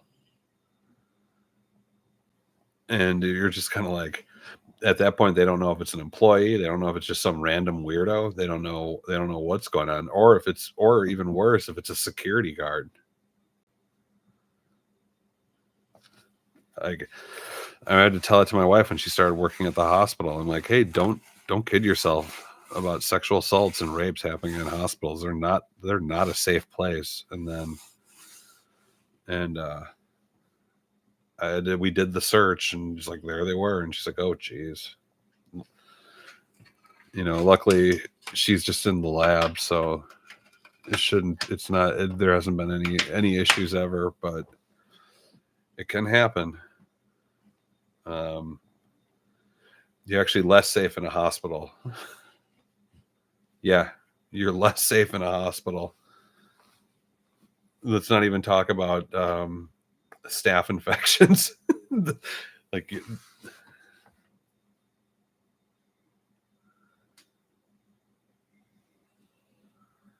yeah, it is sad. Yeah, they are worlds unto themselves. And they're just full of like sick people. There's mental health issues going on there. There's physical health issues going on there. And it's just the way it is. And it's like, yeah, little cruise ships for sure. Little cruise, that's very good. An excellent simile.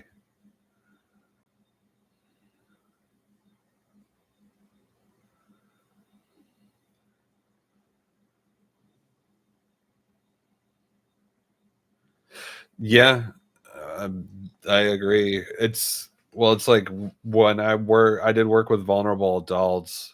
The other sad thing about all that is, you just have people who are straight up like,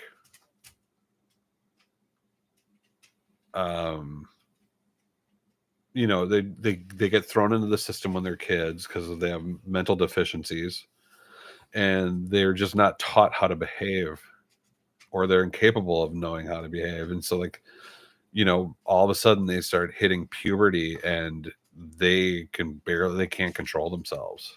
And, they'll like attack someone else, and sexually, and making them a sexual nature. And, like, they'll be like 14 or 15, and then like catch their first charge for attempted rape. And you literally got like a guy or kid with like an IQ of like 62, who now is a sexual offender and has to like be on the registry for life. And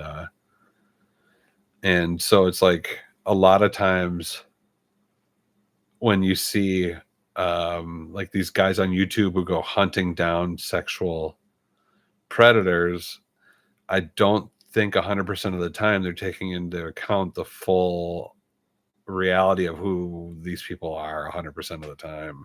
It's like, they're not always these creeping, lurking weirdos who know what they're doing. They're literally like people who like need to be reminded to like wipe their butts. And that's where it's just kind of like sad. And you're just sort of like, geez. And I'm not trying to make light of it at all. It's just the reality of what I saw. It's like, I'd have to pick up sexual offenders all the time and like bring them into their treatment to try to get them to the point where they can like prove that they can like feed themselves and like wash their own clothes and stuff like that, and like go to their day programs and stuff. And yeah, it's just, I mean, it is what it is. It's like, it's the type of thing where like they just need to be like, not, it's like they need to be socialized so they can understand the difference between right and wrong, but it's so hard for them to understand the difference between right and wrong that they're just a live wire, and they're going to cause serious damage to people if they're not constantly watched.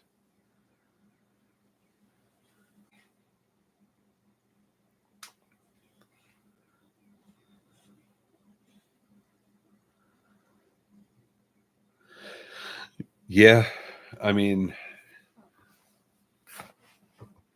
it's a lot. From what I've been told in the past, it comes down to maliciousness and malicious intent. So if there are people that are just terrified, like that know what they're doing and are like into it, and that's what it requires. That's the determination. So, but at the same time, like a kid who's 15 and has his first like sexual assault under his belt and now has to report for life, you know, does he get folded into the bureaucracy and then forget to register every 2 years by the time he's 23 and then end up in prison for 3 or 4 years and come out even worse? Sure, all the time. It's like those people are going to get swept under the rug first. That's for sure. So, and it makes it sad. It's like we had this QAnon sheriff up a town north here of one town up north here, this crazy QAnon sheriff, conspiracy theory weirdo, trafficking children, you know, just freaking out about all that crap. And he created some special like molester task force to hunt down sexual offenders. And this guy, you know, like they were posting on Facebook like with guns and like all these just weird losers talking about how they're going to get all the traffickers and pedophiles out of the area. And they did their big sting operation. And when you hear about the one arrest that they got, you can tell the guy was freaking mentally deficient and was probably completely baited into going up there. You know, it's like a guy who's coming from like downtown Nashville, 25 miles north up to this small town to sexually assault like a 12-year-old, baited by like, you know, some baiter, because he literally walked on the freeway. And that's what they say. They say he walked on the freeway all the way up there. And it's like, what does that sound like to you? Like, that sounds like someone that doesn't have full mental capabilities or faculties. And it's like, and then the arrest got thrown out mysteriously. And like, they never really fully went into it, but they spent all this money on this child trafficking task force, when I guarantee you they just got a hold of some weirdo in a halfway house to like literally walk on the freeway 25 miles to try to have sex with a kid. And yeah, that QAnon sheriff dude had to resign eventually. He got too much attention. He was just too much of an idiot and a dipshit.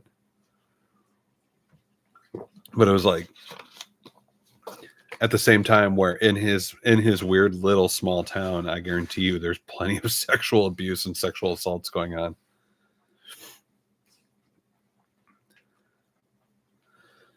It's not legal. It's not legal to walk on the freeway. And the fact that the dude walked 25 miles on the freeway says a lot. It just says a lot. It's, how does that even work? It was just bizarre. And he was the guy was claiming like he had just, you know, solved cancer, this cop. And yeah, I think it was the town of Ridgetop.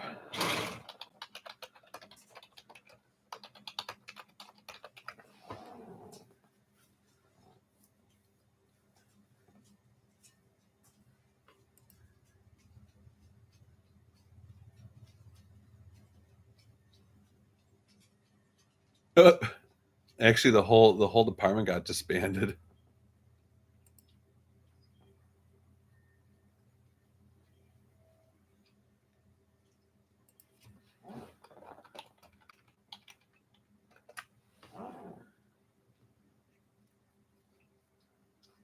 Oh, is it Millersville? It's Millersville. That's a different town. They usually share the same police guys. Yeah, here he is.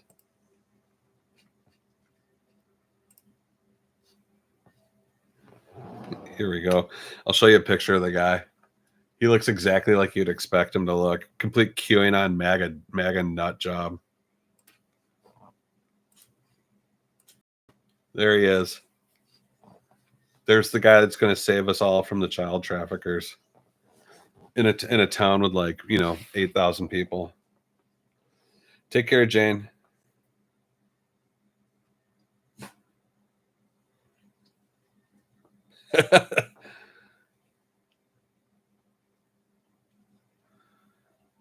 And you guys, I think I'm gonna check out too. But it was great chatting with y'all. It's great seeing y'all, and I keep trying to do this more often. I'll do my best. And Jane, great seeing you. Pinky, great seeing you. Dave C, always great to see you. Anyone else out there that I haven't chatted with in a second or two? Great seeing you. You guys really, really make this fun. And cheers. Have a great time. And yeah, watch out for guys like this. Have a great week, and everyone be safe.